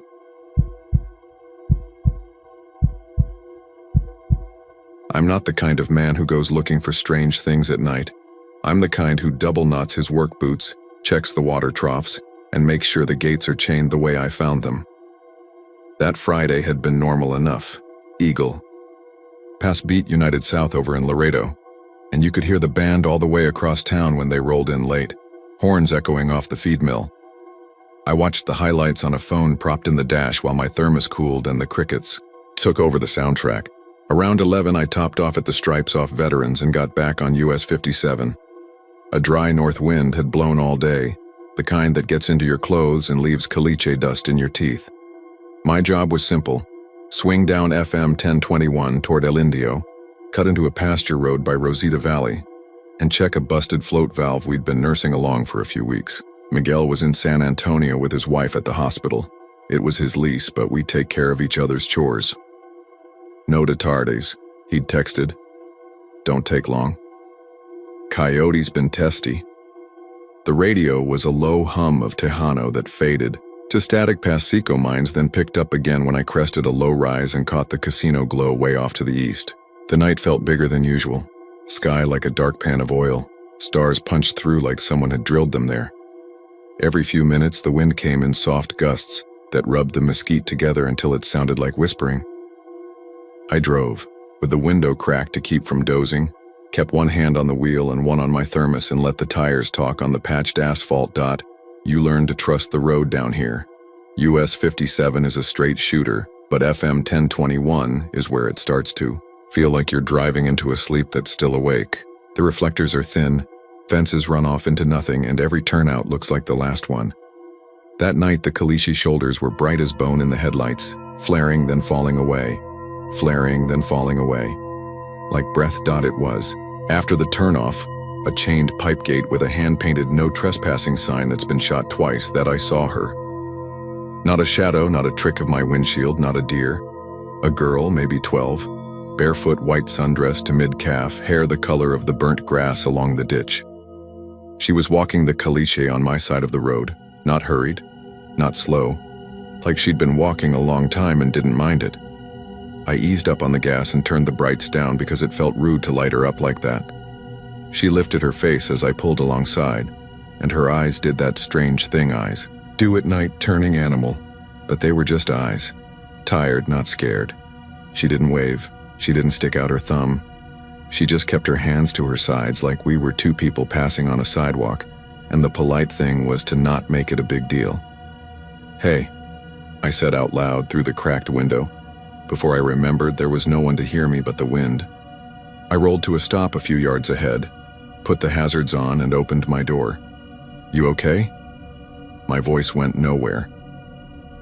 The night had that cottony quality border nights get, like the sound goes into the brush and sits down there to rest. She was closer than I'd thought when I stepped out, like the road had shortened itself for her. I could see her feet in the headlights, pale as her dress. The caliche was chalking the side of my tires. It should have been chalking her too. It wasn't. The dust swirled around her ankles when the wind moved, but it didn't take to her. No scuffs, no prints. "You lost?" I said. And then, because I felt like she might understand Spanish better than English, "Estás perdida?" She stopped and tipped her head, not like a dog hearing a new sound, more like someone listening for a sound they've heard before. The wind ran soft fingers through the mesquite. Somewhere far off, a train horn blew. 3 long, 1 short, and the rails from Piedras Negras answered with that deep metal humming that gets in your ribs. "Need a ride?" I said. "Te puedo llevar." Her mouth moved when the train horn died, and I caught a sound so thin I thought maybe it was a wheeze or my own breath catching. "Home," I think she said. Or maybe, alone. It's funny how the brain swaps, those when you're already a little spooked. I stepped back, opened the passenger door, and the dome light kicked a yellow square onto the road. "Hop in." She didn't move. The dome light caught dust in the air, making little comets that drifted and disappeared. It should have caught her too. It didn't. The light fell past her like she was a cutout. "Okay," I said, trying to pretend I hadn't noticed any of that. "I'm headed back toward town and we can stop anywhere you tell me. HEB parking lot, Valero, whoever's waiting. For you." She raised her right hand then, just an inch, and that's when I felt it. The air around my neck turned cool, cool like the inside of a walk-in freezer when you've been outside fixing fence all day. It wasn't the wind. The wind was there too, still moving the mesquite, but this cut clean through it and sat on my collarbones. I got a sudden dumb urge to apologize like I'd interrupted her. "Listen," I said, and my voice sounded like it was borrowed from someone else. "If you don't want help..." The hazards ticked. The dome light hummed. The crickets did, their saw work in the grass. Then, softly from inside the cab, the seatbelt chime made its little polite ding, ding, ding, and the light on the dash blinked red like a tiny heartbeat. I stared at the passenger seat. The belt had pulled an inch out of the retractor and lay across the empty upholstery like it had settled over a lap. I put my hand on the door frame without meaning to, steadying myself. In the brush, something small broke a twig. I looked back, at the road, but the girl wasn't standing where she'd been. She was 3 steps closer to the truck, same slow walk, same half-lowered hands. Her dress moved like it was underwater. "Okay," I said again, because that was the only word left. I reached across, took the belt, and clicked it into the buckle. The chime stopped. The dome light dimmed and went out like a breath. I closed the door and walked around, slow as if I were learning how to walk again. Driving with someone you can't see in the passenger seat is exactly as stupid as it sounds.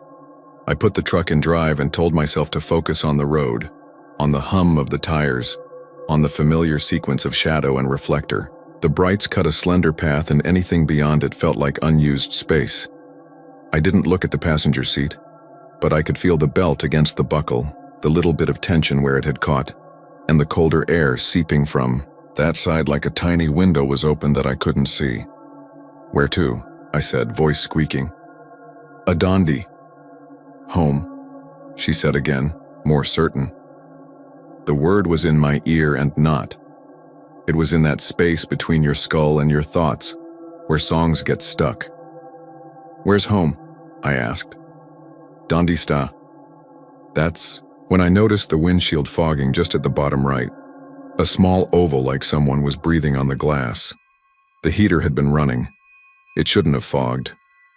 It blossomed slow, cleared, and then came back, like breaths. I drove. We passed the turnoff for a game ranch with a high fence and a sign that said, "No poaching, we prosecute," the O's like two eyes. A jackrabbit shot across the beam and went flat and then up again like they do. Off to the east, way past the dark of the brush, I could see the casino glow and the radio tower's single red eye. A border patrol truck idled at a turnout with its parking lights on, and the agent tipped his chin at me as I rolled by. I raised my fingers from the wheel and felt foolish, like he could see who was riding with me. "Cemetery," she said, almost a whisper, but the word came clean. "Cementerio. There are more small cemeteries down here than most folks know. Family plots gathered up in homemade fences under a stand of hackberry, or the old town ones with iron gates that never looked truly closed. The one I thought of was the little cemetery on Rosita Valley Road where Miguel's Tio is buried. It wasn't far. I nodded because nodding felt like answering. "Okay," I said. "We'll go up Rosita." As I slowed to make the turn, the wind pushed against the truck broadside and sang through the mirror.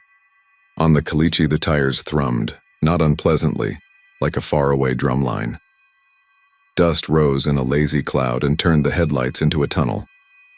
The ranch gate slipped by, pipe frames with names welded on in horseshoe letters, La Lupita, Dos Valles, Morales Cattle, each one with a chain that shook a little in the wind. About a quarter-mile in, the right chain swung once, as if someone had given it a quick, playful tug. I couldn't see anyone on the other side of the fence, only mesquite and that gray grass that looks like smoke. "Did you see?" I started, then thought better of it. The breath oval on the windshield had moved an inch closer to the middle. I flicked the defrost and watched it fade and return like a stubborn thought dot. The cemetery sits low, like it settled into the earth instead of being planted on top of it. A short rock wall, a gate with a cross that winds when you pull it, and a scatter of headstones, some shopcut, some poured by hand and lettered with a finger. I put the truck in park, left the engine on because the cold spot on my right had deepened and I wanted the heater to keep doing something, anything. "Is this it?" I asked. The question tasted wrong, like asking a house if you could come in. The dome light bloomed when I opened my door. I walked around and the light showed the air moving and the dust in it and nothing else. I stood there with my hand on the passenger handle until I got the distinct feeling I was being rude. I opened the door and stepped back. The seatbelt slid a fraction against the buckle, not enough to release, just enough to make that small sound nylon makes when it moves. The cold poured out like a slow pour of water from a tilted glass, and I shivered even in my denim. "Home," she said, right by my left ear. I jumped like a man who stuck his hand in a fence charger. "Do you?" I swallowed. "Do you want me to go with you?" Nothing for a long 10 seconds. The coyotes took advantage of the quiet to start in, yipping and then keening so that the hair along my arms stood up. Something in the brush on the cemetery's far side moved with purpose. I could hear the grass hush, hush, hush as it went. If you've ever been near a cemetery after midnight on a Friday in a border town, you know it isn't like the movies. There's no fog unless a cold front's blown in. The stars don't care where they're shining. And fear, when it arrives, doesn't announce itself with violins. It arrives like a familiar problem, again, and you respond the way you always have, with habit. My habit is to do the thing I said I was going to do. I took the flashlight from the door pocket, clicked it on, and stepped through the gate when it gave a half-hearted whine. The graves were close, some decorated with fake flowers bleached from red to a kind of sullen pink, others with beer cans wedged on the posts like offerings from a wakes that never quite ended. A little windmill spun once and rested. My boots made prints in the powdery dirt clear as stamps. I tried not to look down for other prints beside them, and then I looked anyway. Nothing. Clean as a swept floor. The light from the truck reached halfway into the cemetery in a dim trapezoid. Beyond it, the world fell away. Where? I asked, not turning around because it felt like I shouldn't. To the left, she said, and this time there was no mistaking the direction. I moved left. The flashlight hit a stone that had slumped forward like it was tired of standing. The name had been written with a stick or finger before the cement set. Marta Ray, 1971, 1984. Someone had pushed coins into the top while it was wet. They were the old Liberty quarters with the eagle, now smooth as river stones. I thought of my daughter asleep 2 towns over with her mother. Thought of how when I drive her we count trains, and she says the Spanish words for the animals we see, because her mother says she should be strong in both languages. And I agree. I agree with everything when she's in the truck with me and the world is small enough to hold. I crouched and set the flashlight on the dirt so the beam climbed the stone like a short sun rising. The windless cold pivoted with me, pressed against my neck and settled there like a hand. On the dirt in front of Marta Ray, the powder had a shallow depression, maybe 3 inches long, a smooth oval with the faint suggestion of toes. It wasn't a print, not really. It was like the idea of a heel had sat there, the way a seat keeps the shape of whoever's left it. "I'm sorry," I said, which felt crazy and also exactly right. "Lo siento." For a moment, the night arranged itself into something that made sense. The wind took a breath and let it out through the mesquite. The coyotes quieted. Far off, a diesel engine changed gears and the sound came tidy down the road. I felt, for maybe 5 seconds, like my heart had opened a little door and some of the wind went through it, and then the door closed and I was lighter. Then the flashlight flickered, just once, like a blink. When the beam steadied again, a scrap of something pale clung to the corner of the headstone where the cement had chipped. Cotton, maybe, torn the way fabric tears when it's old and you pull with 2 fingers. I reached and touched it with the edge of a knuckle. It was dry, it was nothing, and it came apart into dust that fell straight down without drifting. When I stood up, the cold moved with me, and for the first time it felt impatient. I turned, back toward the truck. The driver's side headlight had caught a swarm of tiny bugs that had been invisible a moment before. Now they made a glittering cloud of wings, while the beam held them. The passenger door was still open. The seatbelt was still buckled. For a childish second I thought, if I unbuckle it without asking, will something bad happen? "Do you want," I said. "Do you want me to home?" she said, and the voice was smaller now, or farther away. We drove back toward FM 1021, with the dust hanging in our wake like a fog, turning slow in the hazards when I stopped to close the pipe gate behind me. I didn't need to check the float valve now. Felt like the wrong sort of chore. I wanted to be on a road with stripes on it, even faded ones. I wanted the world to be the size of what my headlights could reach and no bigger. When I got back on El Indio Highway, I set the cruise to 45 and counted fence posts until counting stopped helping. The breath oval on the windshield came back and flattened and came back again. Twice the passenger window motor clicked like a child tapping a fish tank. The train sounded again, long, long, short, and I could feel its mass somewhere to the east like a herd moving through a field you can't see, at the crossing just before town, where the rails cut across like a seam. The arms dropped without warning, and I hit the brakes harder than I meant to. The truck jerked, and from the bed there was a soft weight shift. Nothing dramatic, just the settling thump of something that wasn't supposed to be there. I flinched and checked the mirror. The bed was empty. My heart did a big animal kick, and then, embarrassingly, I laughed. A short bark that sounded like someone else laughing from my own mouth. The The freight rolled through at a crawl, headlights painting the side of the cars, graffiti flashing like postcards, steel wheels shrieking on steel. Wind from the train shoved through the cab and made the cabin pressure change, my ears popping like I'd driven up a hill. The breath oval on the windshield widened, thinned, widened. When the last car rattled past and the red lights stopped, they're blinking, the arms lifted, and I rolled forward and didn't look left or right. I didn't look at the passenger seat. I didn't look at the little light on the dash.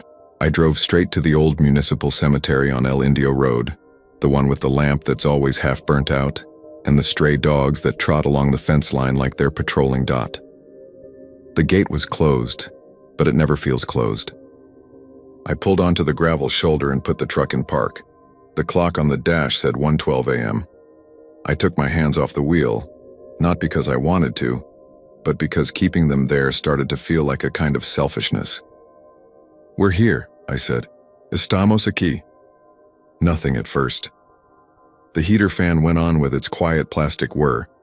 The dogs on the other side of the fence stopped trotting and stood in a line like they'd been told to sit. The lamp buzzed, and that's when the seatbelt eased a fraction and the buckle made that tiny knock like a coin on a plate. The breath oval on the windshield thinned and thinned until it was gone, and I couldn't tell if the air had warmed or if I just got used to the cold. "Gracias," she said, and her voice was down where your words stay when your mouth is closed. I stared at my own hands in the glow of the dash until the audio system, which I hadn't touched, decided to wake up and play a song from the radio station I last had on. The volume was low. Someone sang about going home. I reached and thumbed it off and sat a minute because getting out felt like standing up too fast. When I did, the night hit me full in the face with that honest border smell, dirt and stale flowers and a ribbon of river air. The dogs didn't bark. They watched me like they expected me to do a trick. I went to the passenger side and opened the door. The dome light shone, and I could see the little wear snag in the seat fabric where Miguel's pliers had bit last summer.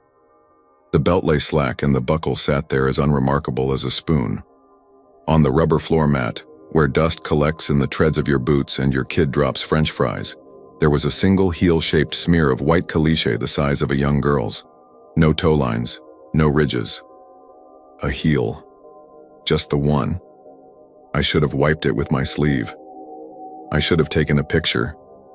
I did neither. I closed the door and leaned on it and let my head hang until the blood rose in it and I heard my pulse.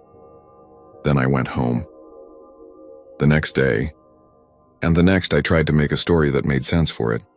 I told myself it was just one of those odd border night things, a trick of temperature and imagination. I told myself my own breath had made the oval, and my own tired hands had pulled the belt without noticing. I told myself the heel shape was the shape of my own boot when I stepped wrong.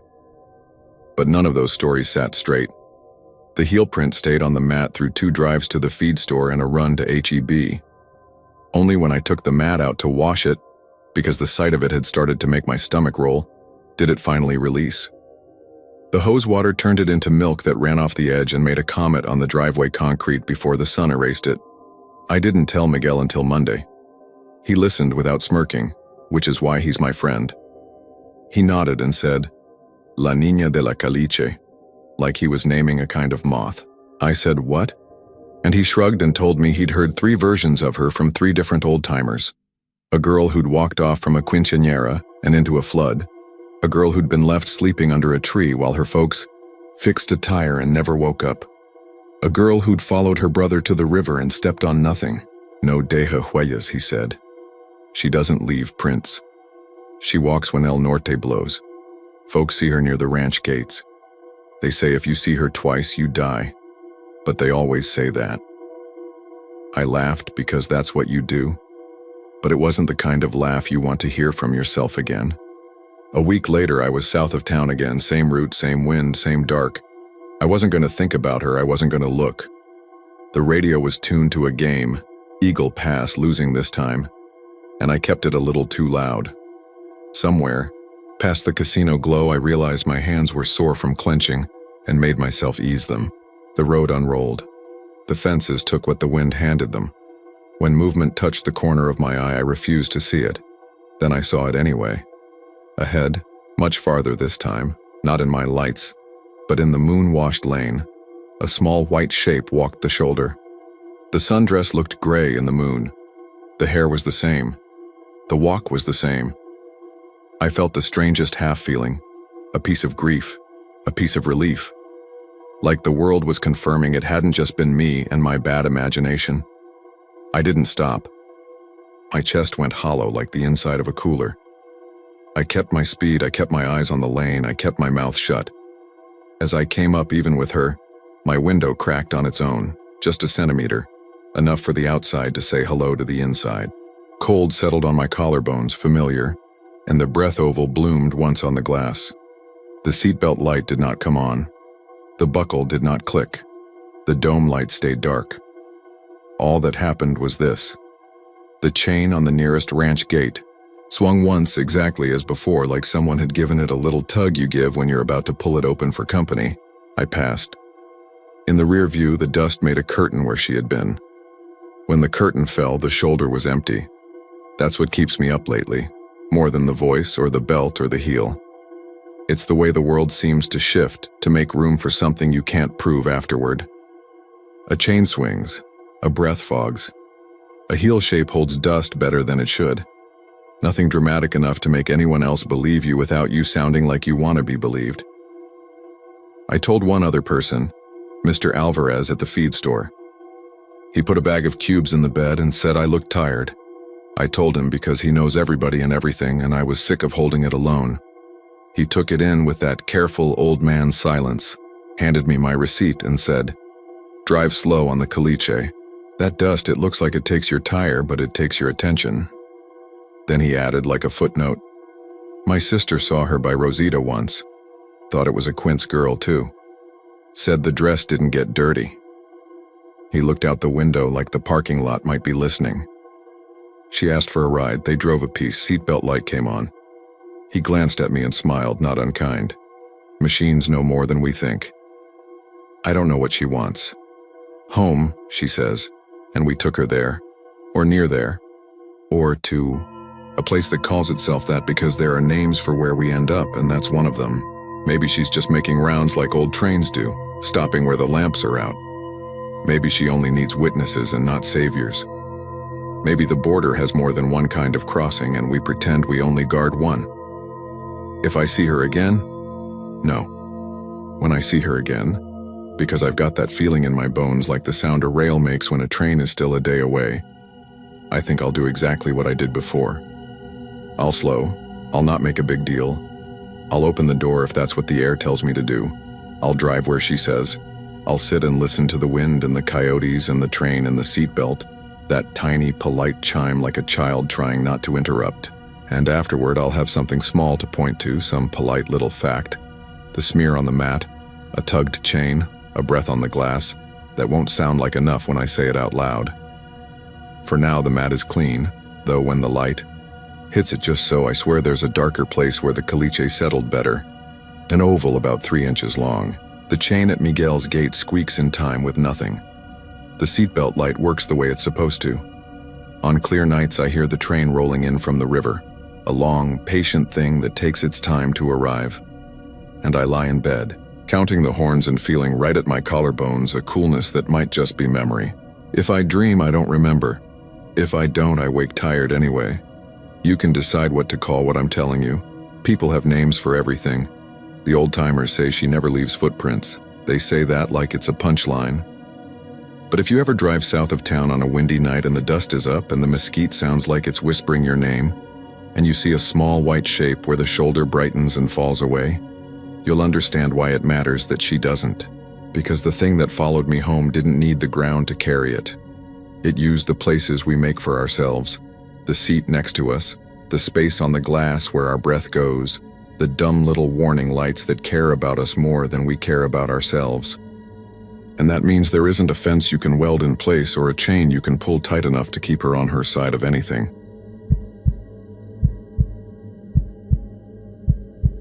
I still don't know the right way to tell this without sounding like I'm trying to sell a campfire story, so I'll just start with the ordinary truth of it.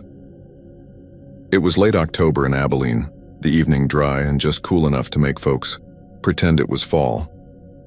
I'd spent most of Friday at the shop off South 14th, patching a radiator hose on a ranch truck for a neighbor of mine, Dale. After supper, I swung by Shotwell to catch the second half. Abilene High was playing, and the band was loud enough to rattle the concession stand windows. You can tell the season by the smell of Frito pies and dust. I left just before the fourth quarter to beat the traffic, grabbed 2 all-soups burritos on Treadaway for the ride, and headed south on the Winters Freeway, where 83 and 84 stacked together like a double-barrel shotgun before they split off for different corners of the state. The plan was simple. Run a sack of mineral tubs and salt blocks out to Dale's lease south of Potosi, check a section of fence he'd said looked weak, and be home before midnight. I turned east on FM 707, past the new houses with their clean, square fences, and then, mile by mile, things went back to mesquite and prickly pear and wind. My radio drifted in and out between classic rock and a preacher talking about revival. Off to the west you could see the faint glow of geese, and every so often a B1 would growl low enough to make the windows hum. I turned off onto a caliche ranch road with a green pipe gate you opened by lifting and swinging, the kind I've opened since I could reach a top rail, and bumped along past a dry stock tank. Cicadas were saw-filing at a steady rate. A train horn blew somewhere toward the city and went on its way. I saw the 3 steers at the bend where the road dips around a stand of shin oak, laid out like they'd been arranged. I thought, right, off, lightning. We'd had a quick storm the evening before, a hard little black cloud that rolled through and spit just enough to make the dust cake on windshields. Lightning will do odd things to cattle. But these 3 were shoulder to shoulder, heads pointing different directions, and there weren't any burn marks I could see in the beams. They were big black Angus crosses, good ones, and I knew Dale had just put weight on this bunch. I pulled up, idled, and waited for that first sharp smell you always brace for when livestock die. There wasn't any. That's the first detail that won't leave me alone. No smell. It was 11:41 according to the dash clock. The wind moved a dry sound through the mesquite, and I cut the engine and got out. My boots made that caliche crunch you can feel up your shins.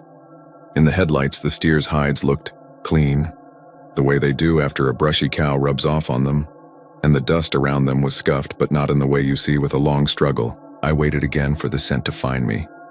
Ranch people reading this will know how wrong that is. Even fresh dead has a warmth, a sweet, sharp edge. There was nothing but mineral dust and night air. I walked around them with my flashlight, talking to myself out loud the way you do when you're trying not to spook. "Well, hell, boys," I said. "What did y'all get into?" Their eyes had that flatness you can't mistake, but they were still clear like glass, not filmed. I looked for bloating, which starts quick, and there wasn't any. I checked the fence line along the bend and found a top barbed wire slack where a mesquite limb had rubbed. But nothing that would kill 3 in a row. No tracks from coyotes or dogs. No drag marks. No strike. I touched one hide with the back of my hand. Habit. And the hair was cool. Not cold, like it had been lying in the shade. I called Dale.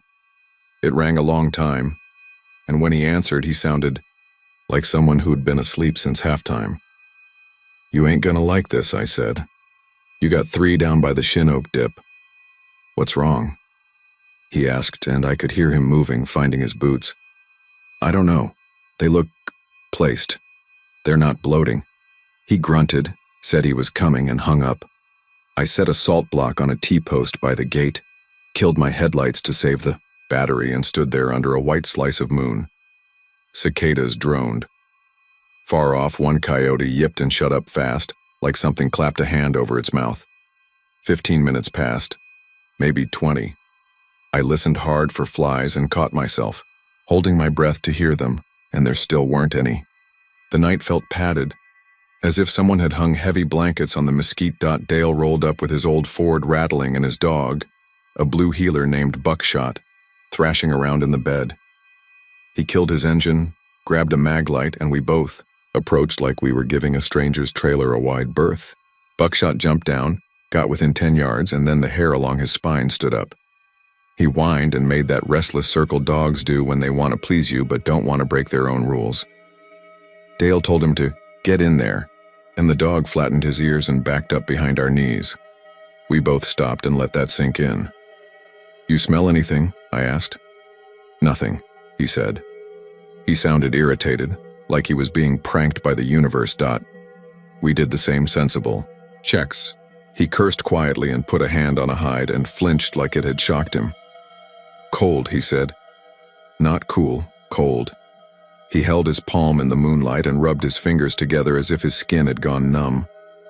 I took out my pocket knife, the case my grandfather carried, and slid the point into a bit of hide on a flank, not cutting, just testing the give. It went in like I'd pressed through freezer paper. I pulled it back quick with a crack of panic I felt deep in my ribs. The point of that knife had a wet slick on it, but no smell, and the metal flashed frost white for a second like breath, on glass. I wiped it on my jeans and left a smear that didn't darken the denim. We decided to leave it till daylight and call the vet. We backed our trucks up so the headlights pointed at the bend and sat on the tailgate with coffee from a Stanley, and the healer between us who watched the dip and made a low, tight sound in his throat. I noticed my dash clock had frozen at 11:41. I didn't say anything at first because it was small and I didn't want to invite the kind of thinking that leads to stupid. I checked my phone. The battery had gone from 70% to 20. When I touched the flashlight lens, it was cool, though it had been on almost steady. I put my palm near the ground by the near steer. The dust wasn't cold, just the air over the bodies like a thin layer of December had puddled there. An hour later, we gave up and went home. Saturday morning, I met Dale and the vet out there. Sun climbing, colors back in the landscape, the radio doing a weather report calling for 74 degrees Fahrenheit and dry wind out of the north. The vet, a woman from Buffalo Gap whose hands look like she's worked them hard, pulled on gloves and went to work. She was quiet the whole time. She checked temp, none, color, wrong, and went for a small incision. I watched her face. Nothing moved on it. She put the scalpel down and said, "I'm not getting anything here I can use." Usually, a body gives itself up. She took samples anyway, hair, hide, a pinprick of tissue, and put them in little labeled jars. "I'll run these and call you," she said, her voice even, like this was an insurance claim. The buzzards came about 10, turkey vultures, and black vultures both, circling in big patient spirals, riding whatever invisible elevator was over that bend. They never broke the circle, not one. If you've seen them work, you know they drift and dip, and then when it's time, they all agree at once and drop. These didn't. They kept to their high round and tilted off, and talk croaked and moved away. I felt relief I didn't expect, like someone had said we didn't have to go into the basement just yet. We left them because what else do you do? A dead cow is heavy, and dragging one is work for chains and a tractor if you're going to get it done before the day sets in. Dale said he'd come back that evening with his cousin and the old Massey and move them to the wash where coyotes and time could do their ordinary job. Saturday afternoon, I went about mine. I changed oil, ran into town for feed, saw half my graduating class in the aisles at United Supermarkets, made small talk about the Eagles' passing game. I forgot to bring up the steers on purpose. At dusk, I went back. Dale wasn't there. He'd gotten a call out to help another neighbor with a gate, he said. He was running late. I parked the way I had the night before, cut my headlights, and sat. It was the kind of wind that slips small through mesquite and rattles yucca leaves. A southbound freight moaned through town. The dog wasn't with me, and I didn't miss him, at first. When the moon should have come up to silver the place, the dip stayed a shade darker than the rest of the road. After a while, I realized what was bothering me. The crickets and cicadas had their chorus going everywhere but that bend. There was a clean null there, like an empty station on a dial. I got out and walked forward until that knot sound met me. It made something in my ears pop. The temperature eased down a few degrees in a step, the way it feels under a windmill's long shadow. I held my phone up to make a short video for proof. I wasn't inventing it, and the screen's little red wreck died into black. When I backed up 2 steps, it came alive. Forward, dead. Back, alive. At the edge of that shadow of cold, the hairs on my arms stood up. Not from fear, but with the animal. Sense that says something isn't part of the land's regular set. The steers were unchanged. Their color was wrong in the moonless dark, a tone I don't have a name for. I clicked my maglite to high and the beam looked dull inside that space.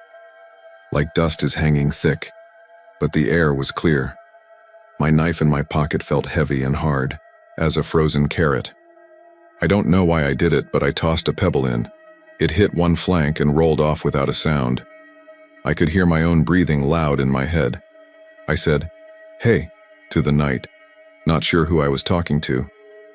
The wind went from south to nothing and then to north in a step, and my eyes watered in the cold of it. Headlights came up the road then, and Dale's Ford pulled in like an old dog. When he opened his door, the dome light spilled yellow, and then it dimmed as he stepped into that same cold. "You feel that?" he said. We stood together, men who grew up outside, knowing when to keep quiet. He looked up at the sky and watched the buzzards. They were up there again, turning like lazy screws, not making a decision. "We're moving them now," he said finally. Like if he used his regular voice, the land would remember its manners. We chained the nearest one with 2 wraps over the front legs, snugged the chain, and he eased the massey forward while I walked alongside, keeping the chain off the limb snag. The body should have dragged like a full freezer. It slid smooth, almost polite, like the caliche was oiled. About 5 yards into the pull, the chain went slack and then tight again, and the tractor's tires spun dust. The smell arrived then, not rotten, but a mineral sour like when you crack open a new bag of Portland cement, and under it something copper and winter. The massey strained, Dale cussed, and the chain snapped off the clevis and whipped sideways, throwing white grit against my jeans. The steer moved not at all. We both stood there with our hands open and empty, the way you do when something breaks right at the limit of what you were pretending you could manage. I don't want to tell you we ran. We didn't. We were too proud or too dumb. We tried a second rig with the chain around the hind legs, then a third through the jaw, both useless, both leaving bright, clean scuffs in the hide like chalk marks that bored the hair but didn't cut. We were breathing hard, and the cold there tightened like a fist. When the coyotes started up, I felt a bloom of relief, stupid as that is, because it meant the world still existed outside our 50 yards. But the howls wheeled around the pasture like a siren trying to find a lock and never did. Like they couldn't agree on where we were. At some point I looked up and saw what I've been trying for years not to describe wrong. In that blank space, above the steers, there was a shape you couldn't see unless you didn't look straight at it. A sort of faltering shimmer like heat ripples with the sign reversed. The buzzards, high and unwilling, tipped their wings when they crossed it and cranked around it as if a thermal had gone the wrong way. A bit of prairie dust lifted in a small patient column from the far side of the bend and stopped dead at the edge of that shape, like a veil hitting glass. I reached out, because that's how I am, and put my hand into the air above the nearest flank. My skin stung like old cold burns, a bite that remembered me from winters of breaking ice for cows to drink. I pulled back and my palm was white like I'd clapped it in flour, and then the white went red, not bleeding, but flushing back. Sensation that hurt in a clean way. I remember saying, "Okay," as if I'd finally heard the point, and stepped back. Dale looked at my hand and said nothing. The massey ticked as it cooled. Somewhere back toward town, a freight made that long, huge sound like a canyon sighing, and the wind went back to its business. Sunday, the vet called. "Your sample's degraded," she said. "That shouldn't make sense." She paused. "I don't know another way to say it. We'll try again." She didn't. I don't hold that. Against her. The steers stayed. Monday, Tuesday, Wednesday. The sun did what October suns do. Coyotes never touched them. The dog would not cross the line where the cold began. Flies skirted the space like there was a screen door there. Dale called the brand inspector, and he shrugged in a way that told me he was adding it to a mental notebook full of things that fit nowhere.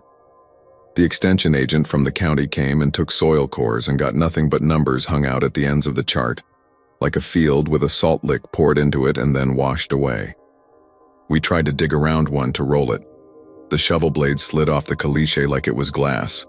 The 3 steers lay shoulder to shoulder like dark punctuation marks, and the land spoke in everything except words. I kept going back. I don't know why.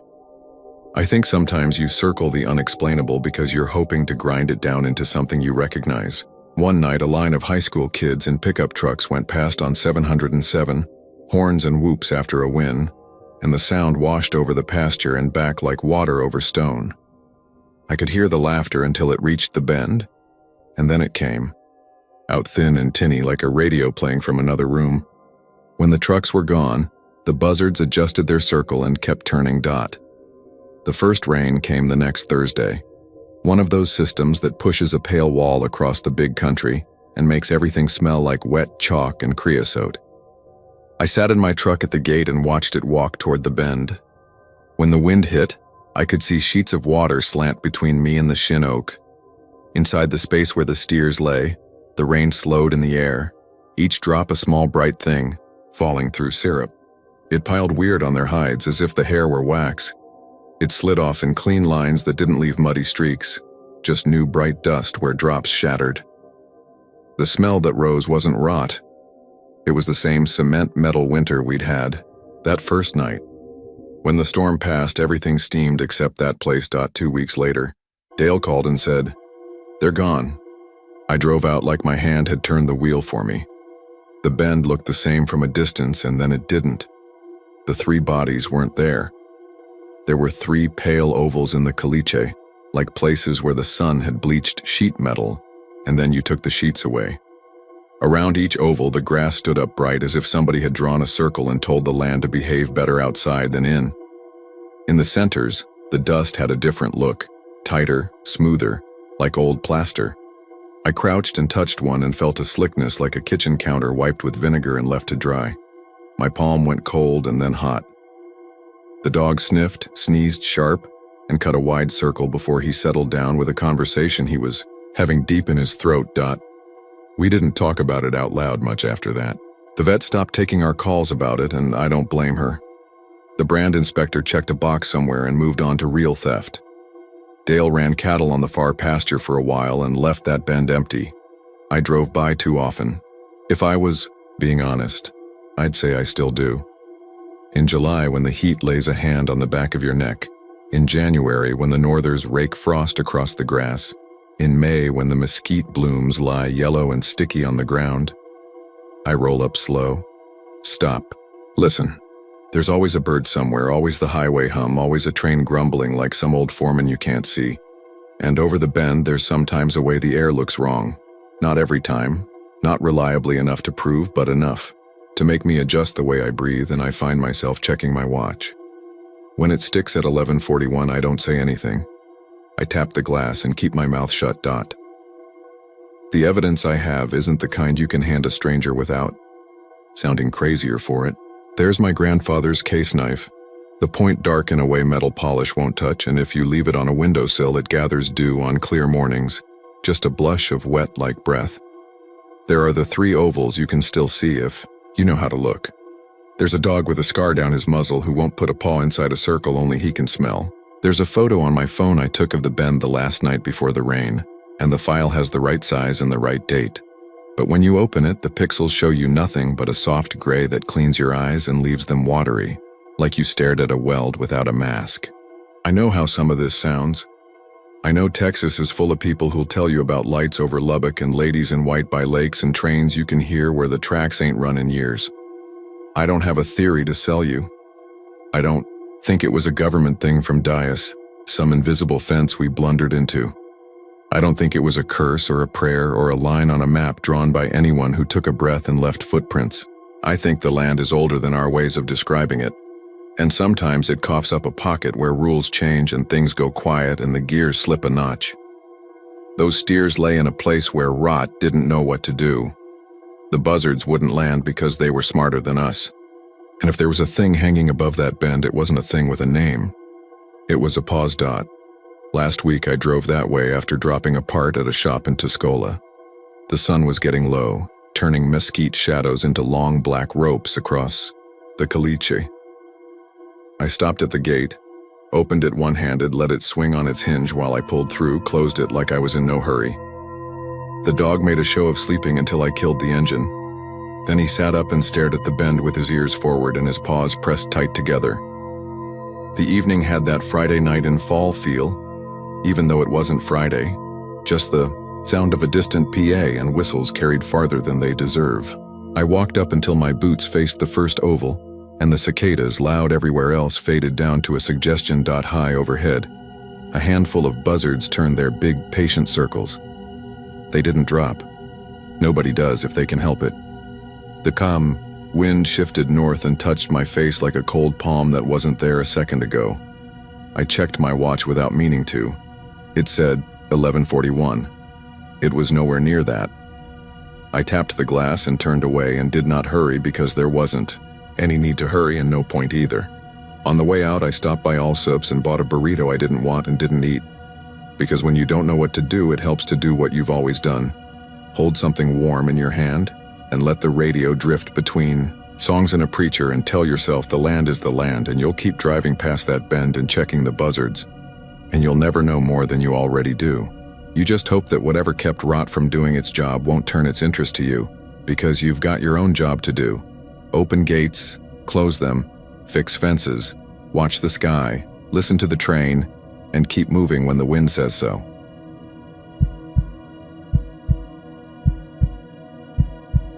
I don't tell this story around camp much anymore because people either laugh or get quiet in a way that ruins the night. It started off like any other Friday in deer season. Nothing special, nothing mystical, just South Texas routine. I left San Antonio late afternoon, beat the worst of the traffic on 90, and rolled into Uvalde right as the sun went down behind the low hills, turning the mesquite to black lace. The Coyotes had a home game and you could feel it in town.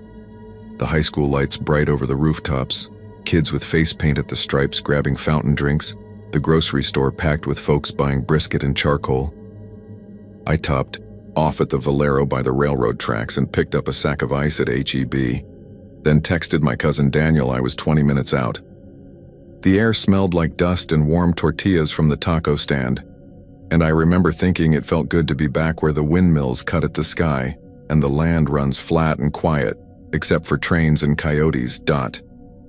Our lease is south of town, off FM 481, a patchwork of low fenced pastures stitched with caliche roads and thorn scrub. The Reyes family has run Black Angus there as long as anybody remembers, and a handful of us pay them for a couple blinds, a bunkhouse that's more shed than house, and the kind of permission you earn with years. Don't shoot the does, mind the gates, shut off the generator when you're done. When I turned off the blacktop and onto the ranch road, dust rose behind my truck like a comet tail, settling onto the mesquite and prickly pear in a fine chalk. Daniel's Tacoma was already at the bunkhouse, parked with the nose out like he might need to jump and go. He had the little generator purring and the Coleman lantern hung under the eave, mosquitoes tapping themselves dumb against the glass dot inside comma. It was the same mess it always is. Foam mattresses, antler sheds on a nail, a deck of cards sticky with spilled beer. We cooked fajitas on the little cast iron and ate them standing up, listening to the football broadcast on a battery radio that faded when the wind pulled the sound thin. Cicadas screamed until the wind shifted and a cooler breeze wandered in, smelling like the river somewhere beyond the dark. Somewhere down the line a freight moaned and I counted the crossings by the long, long horn. 2 longs, 1 short, 1 long. Daniel raised his beer and said, "Coyotes better win or my boss is going to be a bear Monday." And the lantern threw his grin across the wall like a cutout. The night felt good and ordinary. We weren't hunting deer that evening. Hogs had torn up the back pasture by feet or 2, and Reyes had asked us to whittle the sounder down. Night is the time for that. We set out the thermal scope and checked batteries, loaded 62 grain soft points in the AR and racked the slide on the little pump .22 for rabbits if they came dumb. Around midnight, we killed the lantern and stepped into darkness thick as truck, bedliner. The sky was clear enough to show the Milky Way as a faint smear, and I could see the silhouette of the windmill, the blade still as a prayer. The generator thumped once and died, and the quiet left after was so full it rang. If you've never walked a caliche road at night, you won't know that sound. It's a crunch and a squeak all at once, old oyster shell and limestone ground to pebbles, and it carries. You hear your own steps half a second after you take them. We went slow, Daniel in front with the thermal, Me watching the ground for snakes even though the cold front had pushed through and the night had that dry bite that makes your breath feel like paper. Somewhere to our right, way out past the prickly pear flats, coyotes picked up a chorus rising and falling like kids at a stadium. A night bird chuckled from a hackberry and shut up when we passed. The plan was simple. Slip down along the fence, cross at the far windmill, come in high to feeder, 2 and wait. Our ranch roads curl and dip more than a map suggests, so it took us 20 minutes to cover what you'd drive in 4. By the time we were near the cattle guard at the fence line, the night had settled on us like felt. And that's when I saw a faint orange bruise down the road past the cattle guard, low to the ground like somebody flicked on a cigarette in cupped hands and then rolled it along their boots. It wasn't bright. It was just there, soft as a sunset held in a ball. Whispered, "Headlights?" And Daniel lifted the thermal and breathed through his nose. "No truck," he said. I raised my regular scope and saw nothing but mesquite shadows and the pale glimmer of the guardrails, the kind that rattle when a truck hits them wrong. But the orange light, if that's what you call it, gathered itself and moved. It rolled, no flare, no sway like a flashlight beam. It rolled down the crown of the Caliche Road, away from us as if the road had hold of it, as if gravity worked different for that spot, and it was a marble losing momentum, only it wasn't losing anything at all. I didn't think haunted. I thought brush fire. I thought oil field trash left a torch or kids with some kind of burning sulfur prank. I thought of the property line and Reyes chewing us out if a fire started. "We gotta check it," I whispered, and we moved toward the cattle guard, careful with our steps. The wind came from the north in a weak, steady pour and I could smell dust warming on something. A smell like a hot break and a wet driveway after the first rain. The orange deepened then, and the edges feathered, and Daniel flinched like a moth, hid his face. "It's hot," he said, surprised, because we were still 50 yards from it, but the air in front of us had a shimmer, a spice of heat that didn't match the night. The coyotes cut out like somebody killed their power. The radio on my belt made a little fizz, some old habit of carrying the weather band, and then went stone silent, as if the frequencies had been pulled like taffy and snapped. "Maybe it's St. Elmo's," Daniel said, half joking, but the windmill stood motionless and the fence wire wasn't singing. The light paused before the cattle guard on the far side, and here's where words make you think I'm lying. It pulsed, not brighter, deeper, as if a breath went through it, as if that ball of dusk, because that's what it looked like, the exact color of the last sliver of a sun through cedar smoke, drew in and let out and drew in, and on each let out the caliche. Under it snapped with a sound like popcorn. Tiny pops, sharp and quick. The smell sharpened into hot dust. Steam rose, or maybe it was only that kind of wobble heat makes over asphalt at noon. Except this was 1 in the morning and we could see our breath. We stood at the near side of the cattle guard, rifles pointed at the dirt because neither of us wanted to point a gun at a thing we didn't understand. "Hey," I called, because old habit makes you speak to trespassers even when they are glowing. "You're on private property, you need to—" And I didn't have a verb for a ball of light. "Leave," I finished, weak as it sounds now.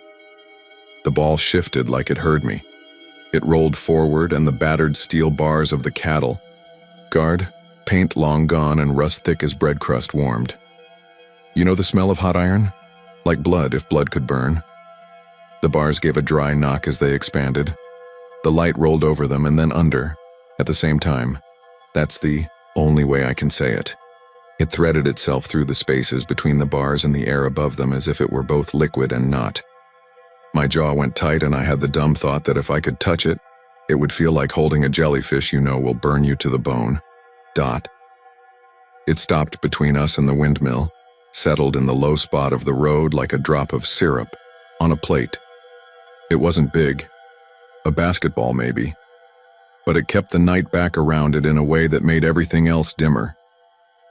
Daniel took a step forward and I grabbed his sleeve and said, "Don't." Heat fell off it like a campfire, but it was a tight heat, precise. My shins prickled like I'd walked too close to a grill. The light, I keep wanting to call it a flame, but there was no licking to it, no movement like fire. Its skin, what else do I call it, was smooth, and the color was even, except when it breathed. I swear it breathed. The breath made the barbed wire sing, a low note, one string then another, like a hand running along it. Across the fence, the cows bunched together and moaned once, long and complaining. Every hair on my arms ratcheted tight dot. Then the night gave back a sound. Footsteps, not in the brush, on the cattle guard, not ours, not the cows. A slow, heel-to-toe crossing, like someone in boots decided to test every bar before they put their weight down. The bars knocked hollow, one after the other, and that orange ball stayed where it was, and it felt, this is going to sound like a mistake, it felt like the footsteps were in step with the breathing. Something invisible crossed behind it, and the way you know a bad dog is watching you from behind a fence even if you can't see him. The way your back fills with eyes. My back filled with ears. A voice came with the last step. Not words, no, but the bare shape of a word. A woman's breath starting a ho, like hello or hola, and stopping when the wind shifted. Daniel squeezed his eyes shut.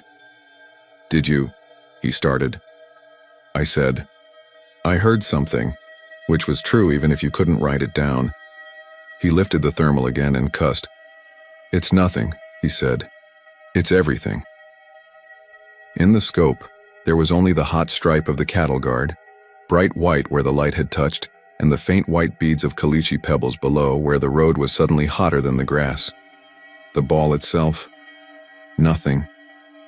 If you've used thermal, you know how strange that is. Hot things show. But it was as if the space it took up had been borrowed from the part of the image that prints heat. It was a hole punched in the night, and yet, it was heat enough to make the road snap and the cattle guard ping dot. We edged back, the way you do when a fire jumps a line. The truck sat 50 yards behind us, reflecting a weak orange in the chrome bumper that wobbled as the light pulsed. Inside the cab, it smelled like hot plastic already, like the sun had sat on it all day. I didn't want to turn my back, but I also didn't want to be closer to the thing than the distance I could cover in 3 seconds if it moved. Every horror movie you ever saw teaches you to run or freeze. I found a third choice, watch. That seems noble now. At the time, it was more like my legs forgot their job. The ball rolled again, gentle as a creek rock turning in slow water. It left behind a thin, glassy skid in the caliche that caught starlight like sugar. It climbed the slight, meaningless rise in the road as if down and up had no deal with it. When it reached the side of the cattle guard where we stood, it paused. I could have thrown my hat on it. I did not. A wave of heat pressed against my jeans, and I smelled the dye in the fabric go sweet, the way a hot iron brings scent out of cloth. My breath fogged, not out there, but inside the truck windows behind me. A film like the glass was screaming without making a noise. Somewhere far off, the train called the crossings again. 2 long, 1 short, 1 long. And the last blast bent around us like it was a physical thing, like it hit something in the road and flowed. Daniel said, "Back in the truck," and we moved like slow-motion film, bodies heavy, rifles down. We opened the doors and the dome light came on, yellow, shameful, then cut. The radio made a soft, strangled squeal and went dead. I twisted the key and the starter caught on the first crank, but the engine ran like it had a sore throat. The idle not right. The voltage needle jittered and settled. The fan blew a breath of heat even though I knew damn well it was on vent. I kept my foot on the brake because if the thing rolled forward, I didn't want to lurch into it. The bright little amber of the brake warning glowed, pure and dumb. The ball's light painted the inside of the windshield and the glass bent it, spread it into a halo. For one blink, the halo showed shapes in it. A barbed wire slant, a windmill vane, a set of boot heels stepping off a cattle guard. I blinked and it was just diffuse brightness again. Nothing else. We sat there, breathing, the truck chuffing, the light like a campfire 1 foot away but not touching anything. I reached for my phone without looking away. Its clock said 1:41. The camera went to a white square no matter where I pointed it, as if exposure had been picked by a drunk. I thumbed the shutter anyway and got a perfect blank. Daniel muttered, "Okay," like a man about to do something stupid and brave. and rolled the window down a hand's width. Heat touched his face and he flinched, and I smelled the blistering dust in a way I'll never forget. It was old, like baked clay, not fire pit smoke or diesel. It was the smell of rain hitting a griddle. He stuck his phone out, quick.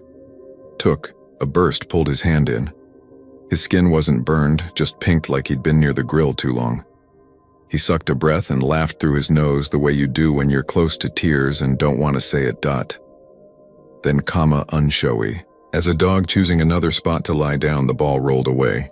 It went under the fence with a slow, smug disregard for wire or post, and then along the inside of the fence line, like it preferred the road but would accept the berm.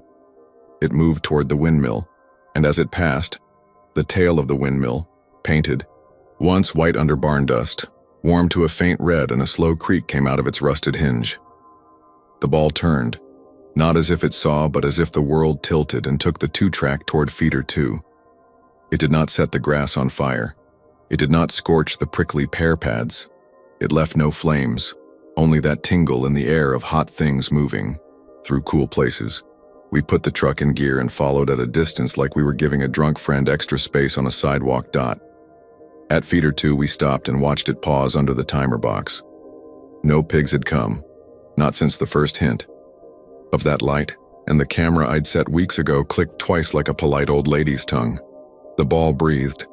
The timer's plastic housing made a soft groan, and a moment later, with a sound like fryer grease hardening, a flap of it sagged, as if it had been in August sun all day. A scorpion in the dust near the feeder did a strange, slow crab walk and stopped with its tail arched. Something in me picked up a switchblade of anger at that thing for making the night so weird. I opened the truck door as carefully as if quiet would change physics and stepped out. The heat near the ball kicked the hair on my shins again, a pain like a sunburn arriving before the beach, and I crouched and pushed the toe of my boot into the track it had left. It was glassy, not melted through but fused, the way lightning will sometimes solder sand into fulgurites.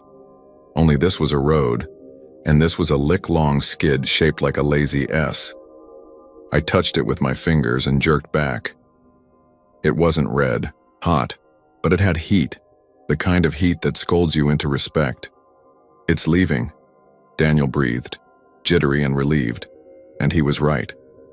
The ball rolled between 2 mesquites as if thorns and branches agreed to part and rejoined behind. As the glow thinned, it crossed into a darker dark and disappeared the way the last ember in a pit goes from orange to black in the time it takes you to blink. We sat in the truck with the engine idling too fast, listening to the reassembly of the world. First the coyotes far now but back folding the night like laundry. Then the nightbirds one by one. Then the little creak the generator makes when it cools. The radio thought about waking up and didn't. Our breathing found a rhythm. Without agreeing, we drove back to the bunkhouse and we did not say much. I turned the key off and my floor mat made a soft stick-unstick sound like hot tar. When I picked it up the next day, it had a ripple in it that wasn't there before, like a wave-caught half-dash formed. We went back at first light, boots white with caliche. The cattle guard bars had a gold sheen at the edges, new and wrong, like somebody had hit them with a torch just enough to change the temper. The road wore a thread of glass in an unbroken line from the near side of the guard to where the feeder sat. I crouched and pried a pea-sized bead out with my pocket knife, careful not to cut my own fingers. It came up with a little twist and I dropped it into an empty dip can because that's what I had. It clicked in that can like it wanted to go back to the road.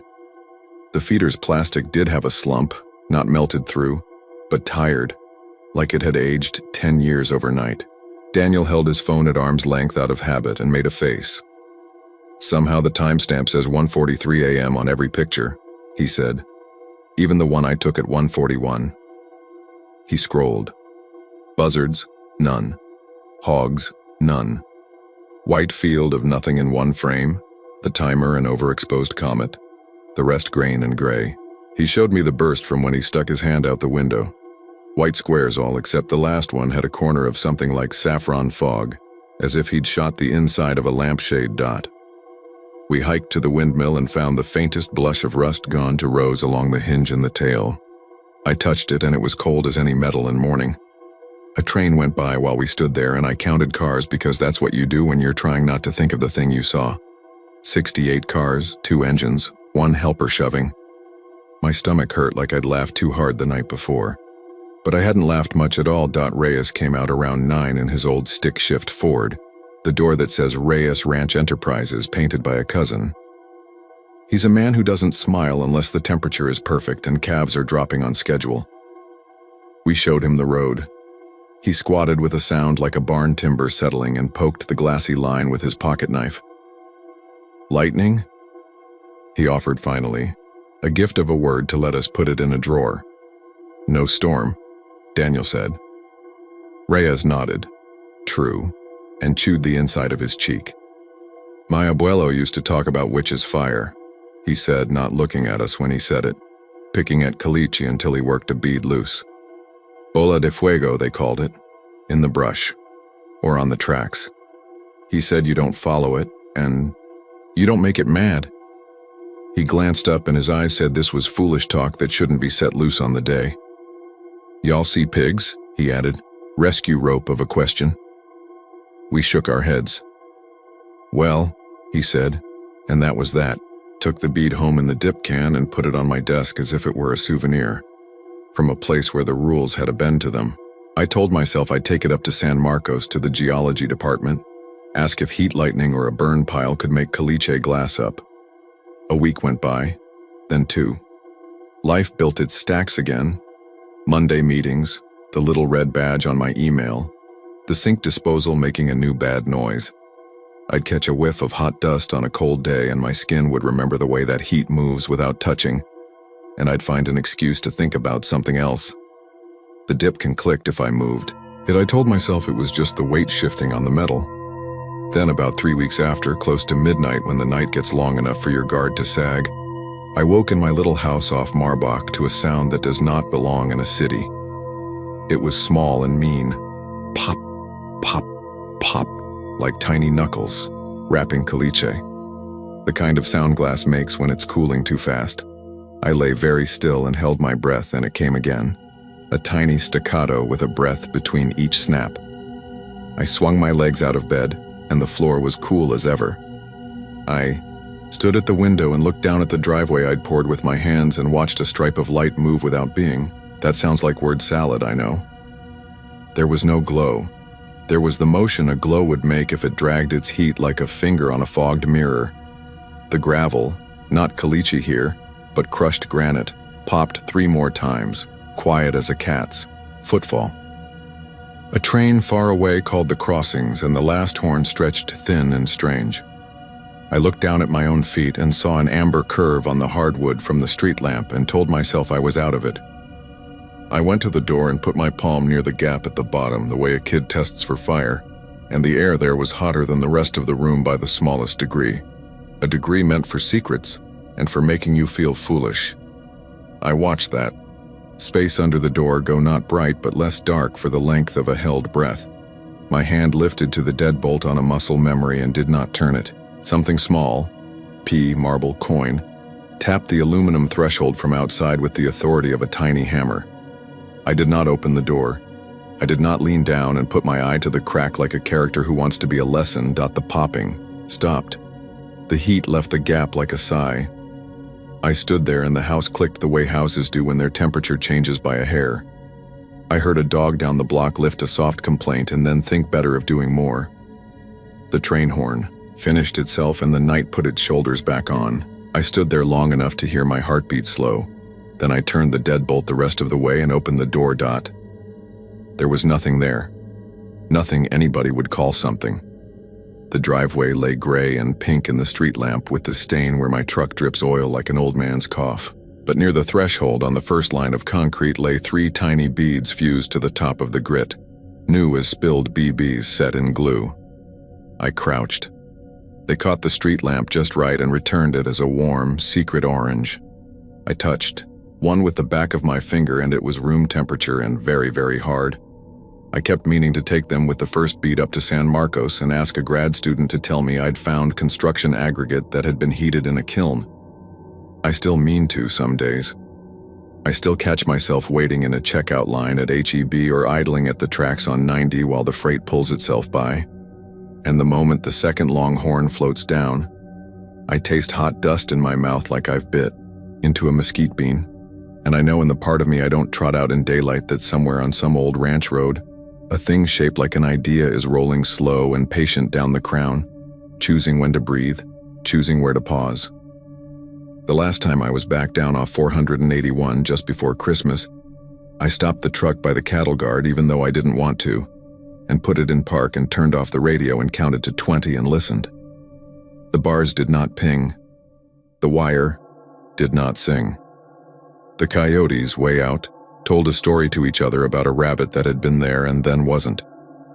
The road, our road, still wore the faintest thread of glass if you knew where to look, and had the kind of light that will make a lie look like an apology. I told myself I had imagined half of it and misremembered the rest. But this morning, after a cold snap that confused the red oaks into dropping what leaves they had left, I found the dip can on my desk sideways, although nobody's in the house but me, and I'd set it square last night, and the bead inside had rolled to the lip and stopped as if it had made a try for the edge and changed its mind at the last second. When I picked it up, it clicked against the metal in a way that made the hair on the backs of my hands stand up like barbs on a fence when a thunderhead squats low. I put the can back and shoved it a little farther from the edge and laughed at myself in a way that didn't sound like me, and the laugh fell flat and went to the corners of the room like heat does when it wants a place to lie down. I don't tell this story around camp much anymore because people either laugh or get quiet, but I can show you the line on the road if you drive with me, and I can play you the burst of white frames on Daniel's phone, and I can put a little sun-colored marble in your hand that doesn't warm up or cool down across the day. You might say it's glass, I might say so too, in the same voice I used to tell Ray as I checked the gates. And if you stand by the cattle guard at night, and you count the long notes of the train as they drape themselves across the pasture, and you smell hot dust with no fire and feel your shins prickle like you've leaned too close to a grill, don't call out to it and don't follow it and don't make it mad. Step back from the crown of the road, let it roll, let it breathe. Let it find whatever it's been finding on those ranch roads since before the coyotes played under electric lights, since before the windmills were steel, since before men wrote down the color of sunsets and pretended it was the same as naming what they are. And if later at your own front door you hear the tiniest pop, pop, pop and smell rain on a hot pan and think briefly of opening the lock, of seeing for yourself, remember how hot things can be without flame, how quiet can have weight, how gravel can scorch without a mark until morning. I tell myself that. I tell myself it's a trick of the air, a trick of age, a trick of stories told by people whose grandparents warned them about the bola de fuego. I tell myself a lot of things, and then, sometimes, when I switch off the last lamp, the room holds onto the light for a breath too long and I stand very still and listen for footsteps on metal that isn't there.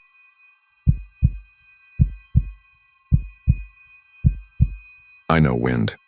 I grew up under it, slept with it, leaning on the farmhouse like a big drunk friend, woke to it whining through the window screens and rattling the mesquite pods against the siding.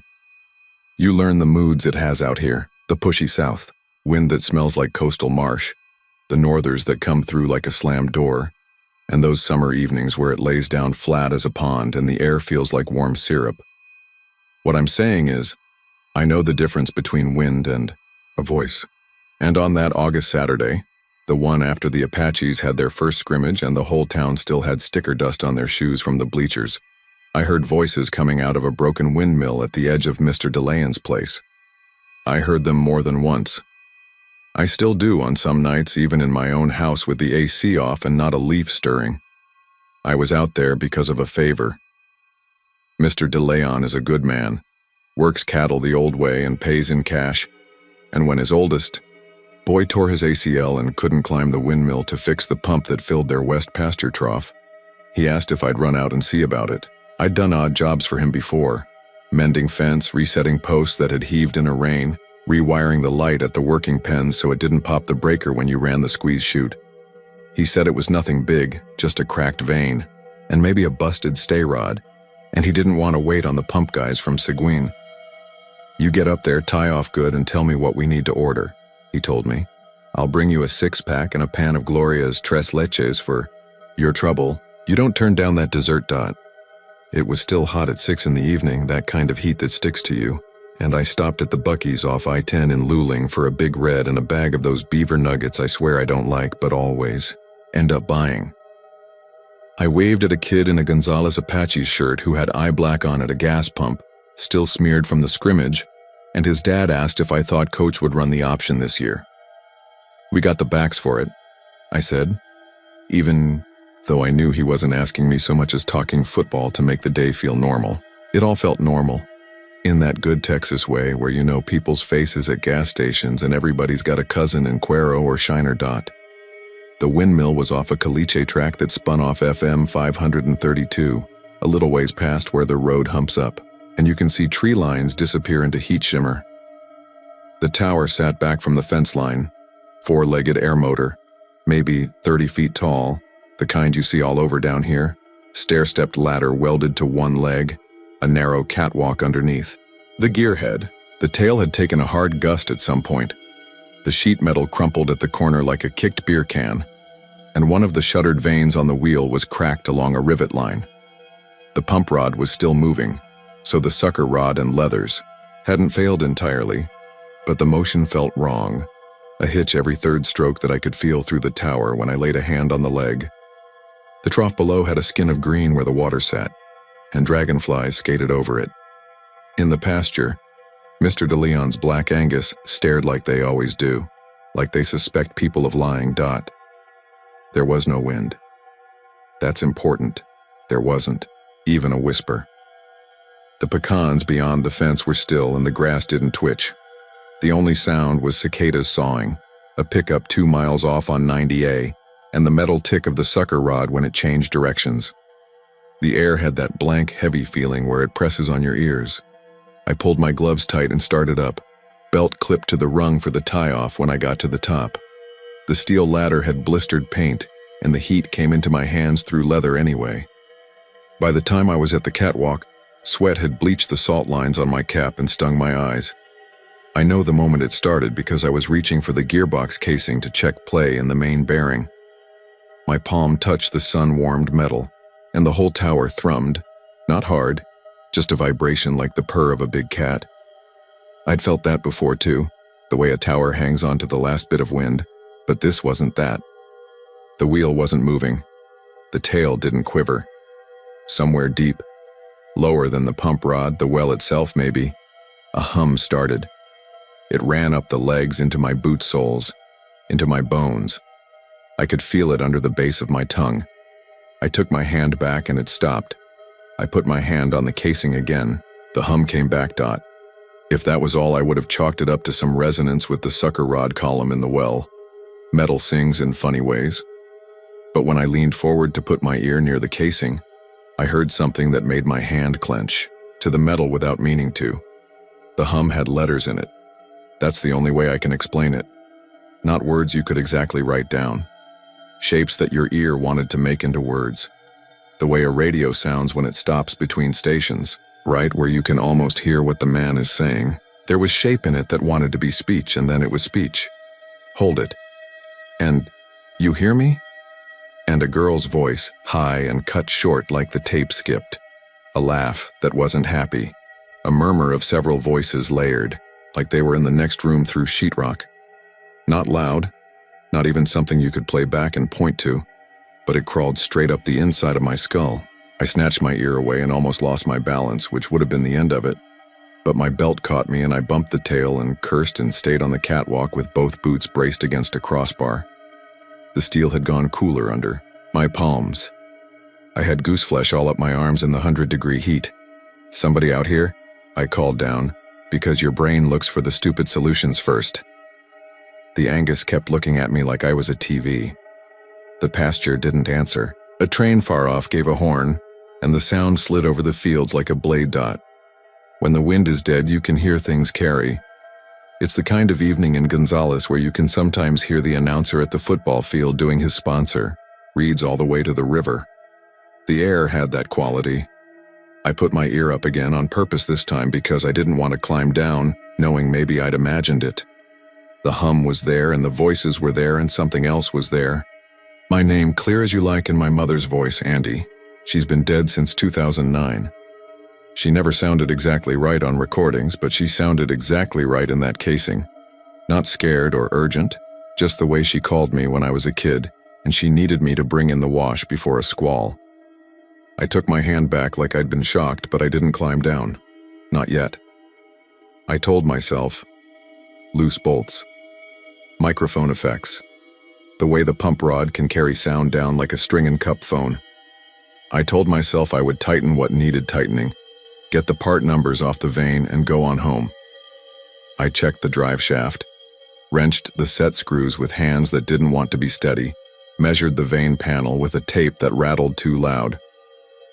When the sucker rod clanked, I flinched. Every now and then the hum came back like it was testing me, and when it did, the voices threaded through it. Not always my name, sometimes just that girl's breathless syllables. I didn't want to lean in and listen, and I didn't want not. Doubt I kept touching the casing like a man touching a hot stove to prove it still burns. I climbed down with the numbers and called Mr. DeLeon. He answered on the second ring, that rasping old man voice made from decades of dust and coffee.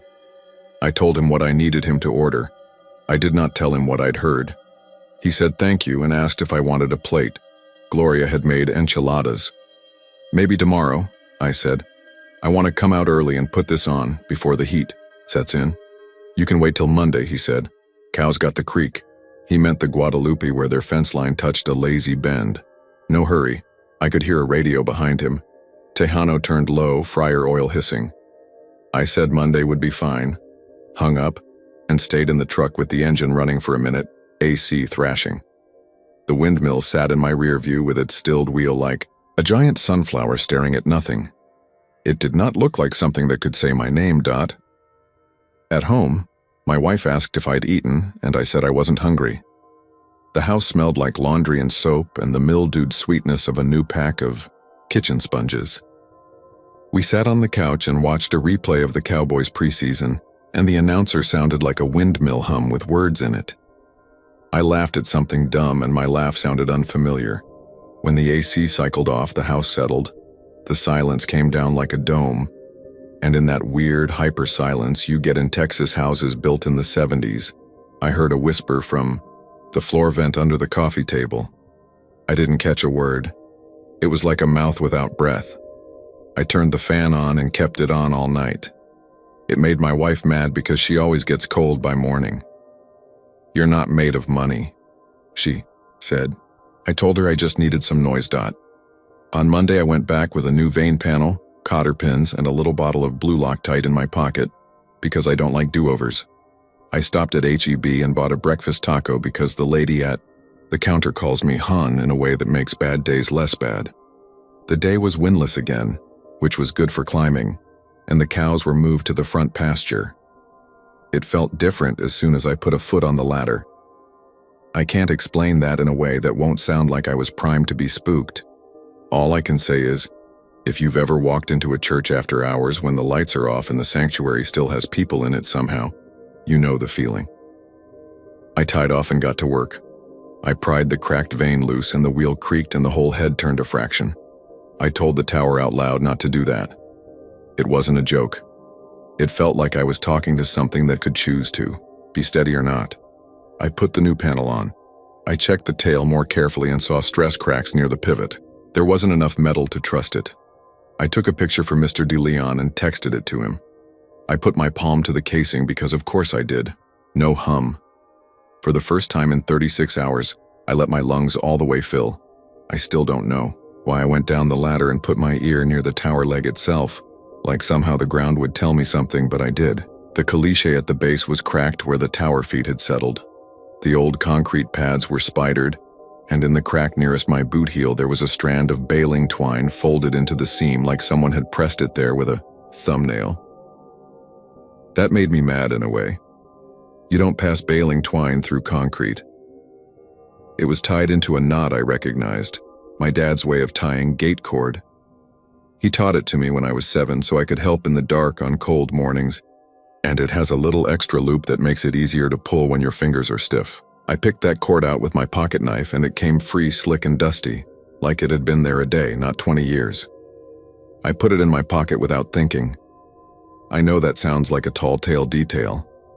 It's true. I still have it. You think there's going to be a single moment that explains things. A trapdoor, a person behind the curtain. There isn't one here. There were 100 little moments instead, like mosquitoes. At one point, kneeling to put the new cotter pin through the main shaft, I heard the high school PA from 10 miles off say, "Welcome to Apache Field," in a voice that had not been used since the old announcer died. I heard a calf bawl and stop mid-ball like a radio cut off. I heard my own voice answer a question I hadn't asked. The voice coming from the well casing below like it was answering from down there, like the water wanted to talk. I kept working. I wanted to be done. When I climbed down and stood back, to look, the wheel had that tidy textbook look again. The sheet metal gleamed new. Everything was lined. I put a hand on the tower leg and felt only the roughness of paint and dust. I took out my phone because I had the thought everybody has now. Record what you can't explain so you can either laugh at yourself later or have proof when your cousin calls you dramatic. I put the phone mic against the casing and recorded 30 seconds of nothing. I tried again. On the fourth try I got it, not the voices, that would have been too easy. A shape again, in the audio. Down around where AC hum sits but with breath in it.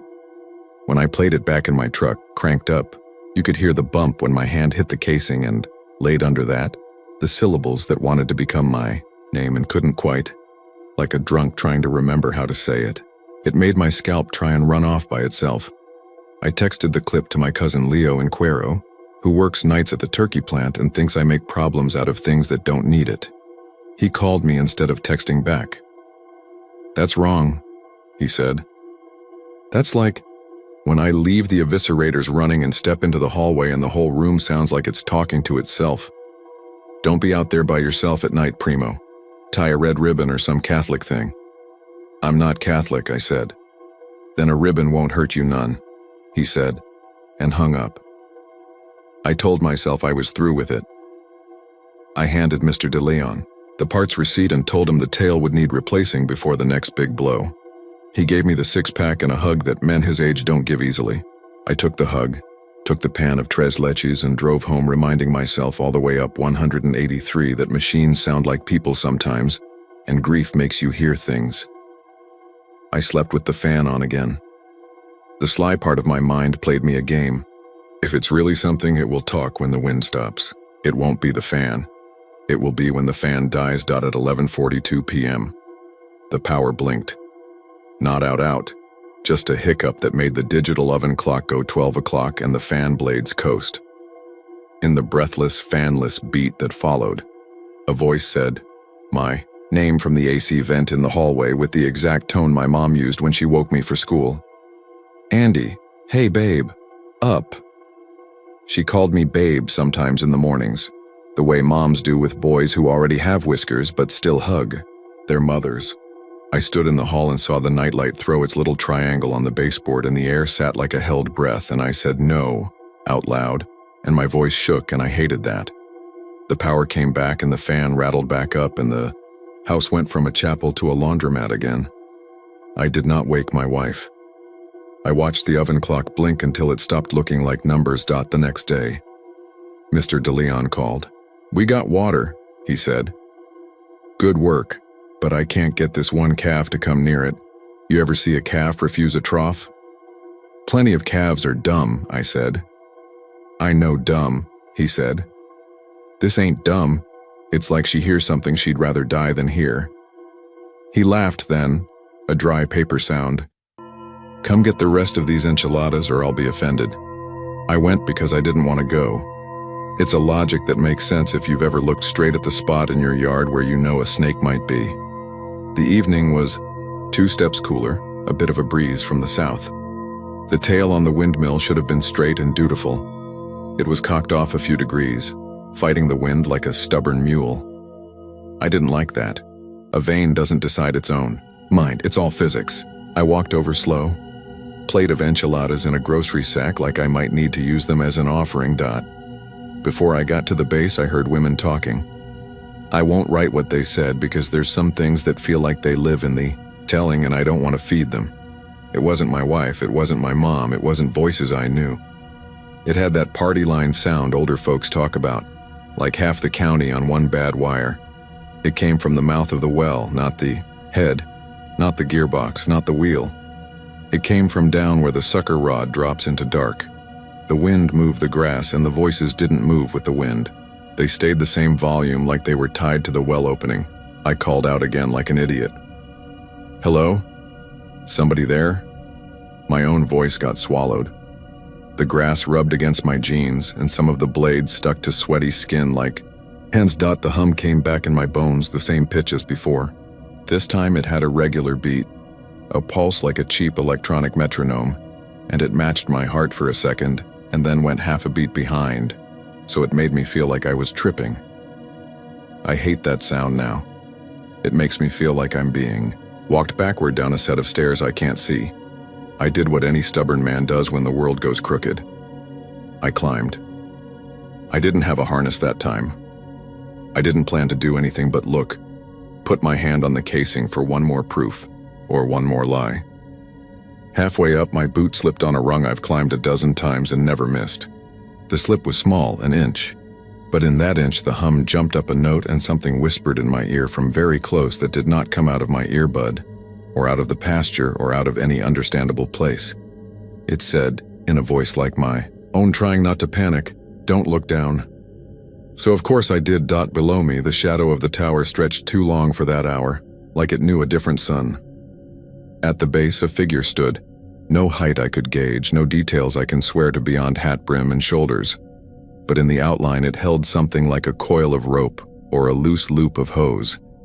It looked up and there wasn't a face. Not in the horror story way where it's blank. In the practical way where dusk and angle won't give you what you want. I looked away because my stomach threatened to flip the tres leches out onto my shirt.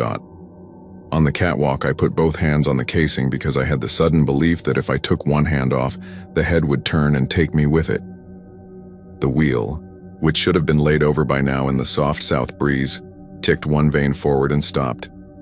The tail shuddered and then slacked like a dog that was told to heel. I leaned my head in. My ear touched the metal.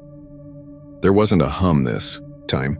There was silence that had texture like velvet, and built into it, buried like a grain of sand in an oyster, was a single phrase. "We're thirsty." It wasn't begging. It wasn't a whine. It sounded like a fact. "The trough's full," I said, like an idiot, because it was.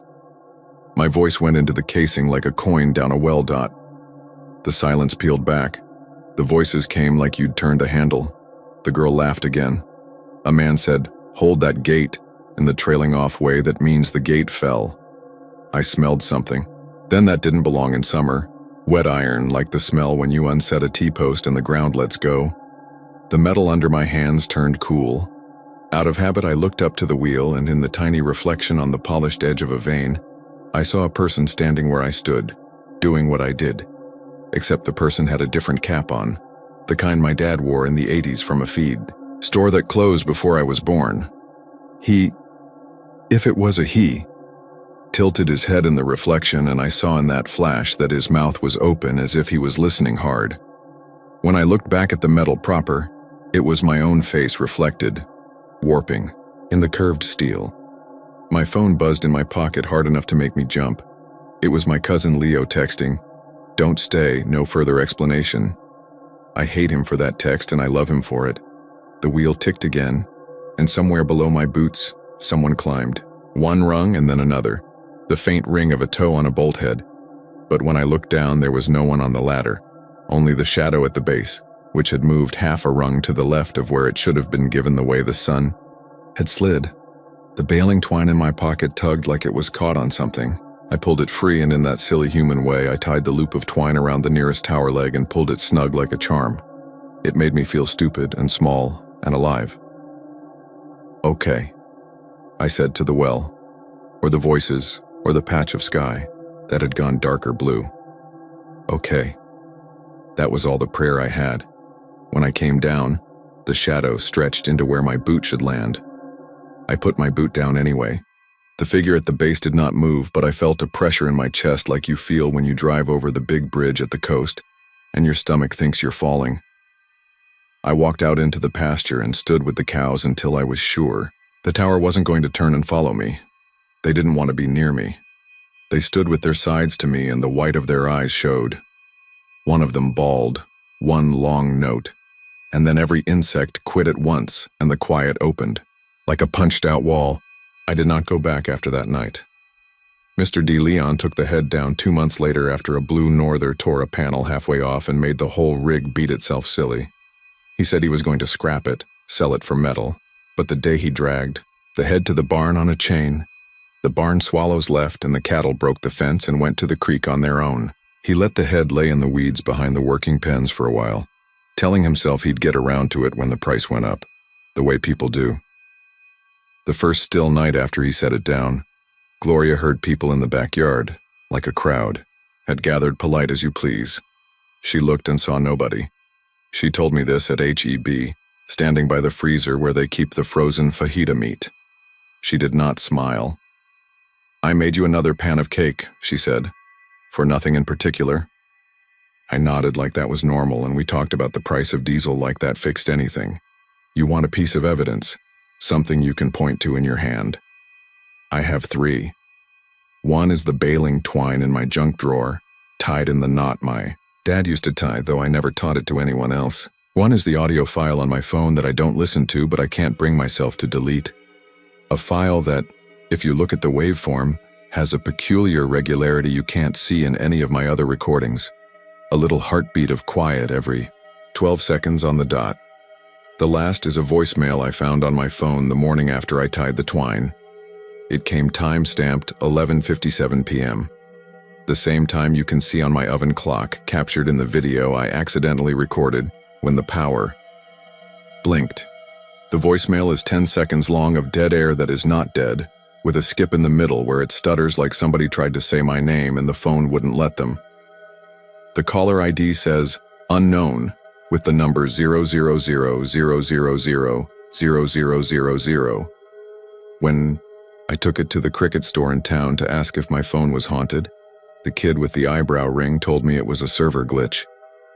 He didn't look me in the eye when he said it, the way people don't when they don't want to admit they've heard it too.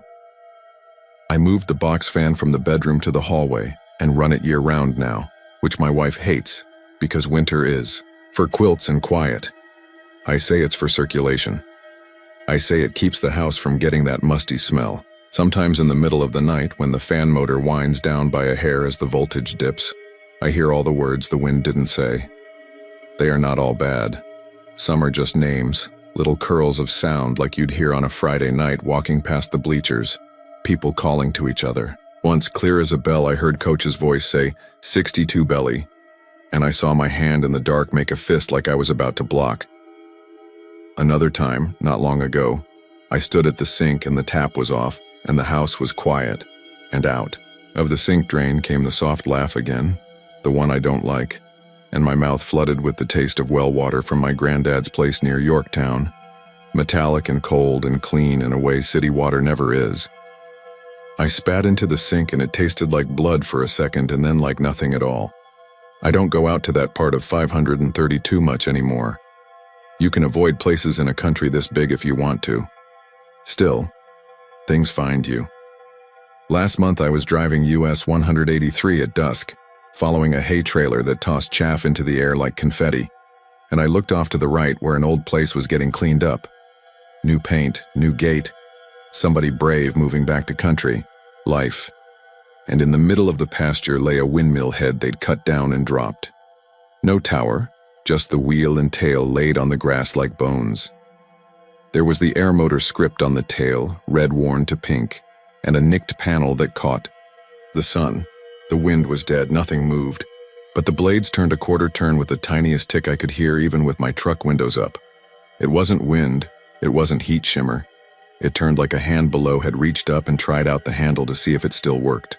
That night, when I lay in bed and listened to the fan so I wouldn't hear anything else, I thought about how a windmill stands there patiently for years, doing its one job, lifting water nobody sees, and how it knows the bottom better than any of us. If there were words trapped in the ground, if there were things left unsaid in the water table, if there were breath caught in the old limestone from things that happened before we were smart enough to write them down, well, it'd be the windmill that heard them first. Maybe once you fix a thing like that, you take on a little of what it once held. Maybe a name called from a casing knows how to find your vents and drains later. When the wind dies, really dies, when the mesquites hang, their leaves straight down and the dogs down the road all stop barking at once, our house hums. It's not loud. It's like someone is remembering out loud in the next room. I can sleep through almost anything, but not through a voice trying my name. I lay there and stare into the dark and tell myself it's pipes and voltage and grief and a brain that's too busy. Most nights it works. On the nights it doesn't, I get up and walk into the hallway and stand with my hand on the wall that hides the return air duct and say, soft as I can, "Okay," the way I did on the tower, and the fan rattles a degree, and the hum steps back, half a heartbeat, like a person giving you the kind of space that says they'll be right there when you're ready. I haven't been back to the De Leon windmill site since they hauled the last of the tower to the scrapyard in Shiner. Mr. De Leon says the cows will drink now without spooking if he leads the calf in first and talks out loud while he does it. "You tell them what you're doing," he said to me one day by the feed store. "You say it plain. Maybe it's always been like that. Maybe the wind just carried our words away before." He laughed at his own superstition like people do. When they say a thing they don't quite believe and don't quite not, they'll laugh to keep it from being true. On still summer nights when our bedroom feels like it's floating between the hum of the refrigerator and the far-off thread of I-10, I swear I hear the windmill anyway, floating somewhere just out of sight. Not the creak of tin, the hum. It finds the long spaces in the power and moves into them, the way a mockingbird will sing into a pause in your sentence. Sometimes its voice is plain as any front porch. Sometimes it's that breath before a word. Once, when I couldn't stand it, I touched my ear to the metal side of the refrigerator, and all the hair on my arms rose up, because for 3 or 4 heartbeats, there was a phrase shaped in the cold skin, and it was my mother again, patient as, always saying the thing she said every morning of every school day I ever had. Up and at 'em. Which is ordinary. Which is the point. Horror doesn't need thunderheads and doors slamming. It can be a mother's voice in a house that holds perfectly still. I don't tell this to make a believer out of anyone. I tell it because sometimes you need to say a thing out loud so it won't have to come find you in your vents. If you drive FM 532 on a dead August evening and you pass a busted windmill with fresh bolts, keep your radio on. If it cuts out between songs and your speakers make that thin thread of sound like a voice coming up through a tin cup, don't lean in. Don't put your ear to it. Don't answer if someone who can't possibly be there says your name just right. It doesn't matter if what you hear is coming from the ground or from your own head. One way or the other, something learns you'll come when called, and once a windmill knows your name, it doesn't matter if you cut it down. It's already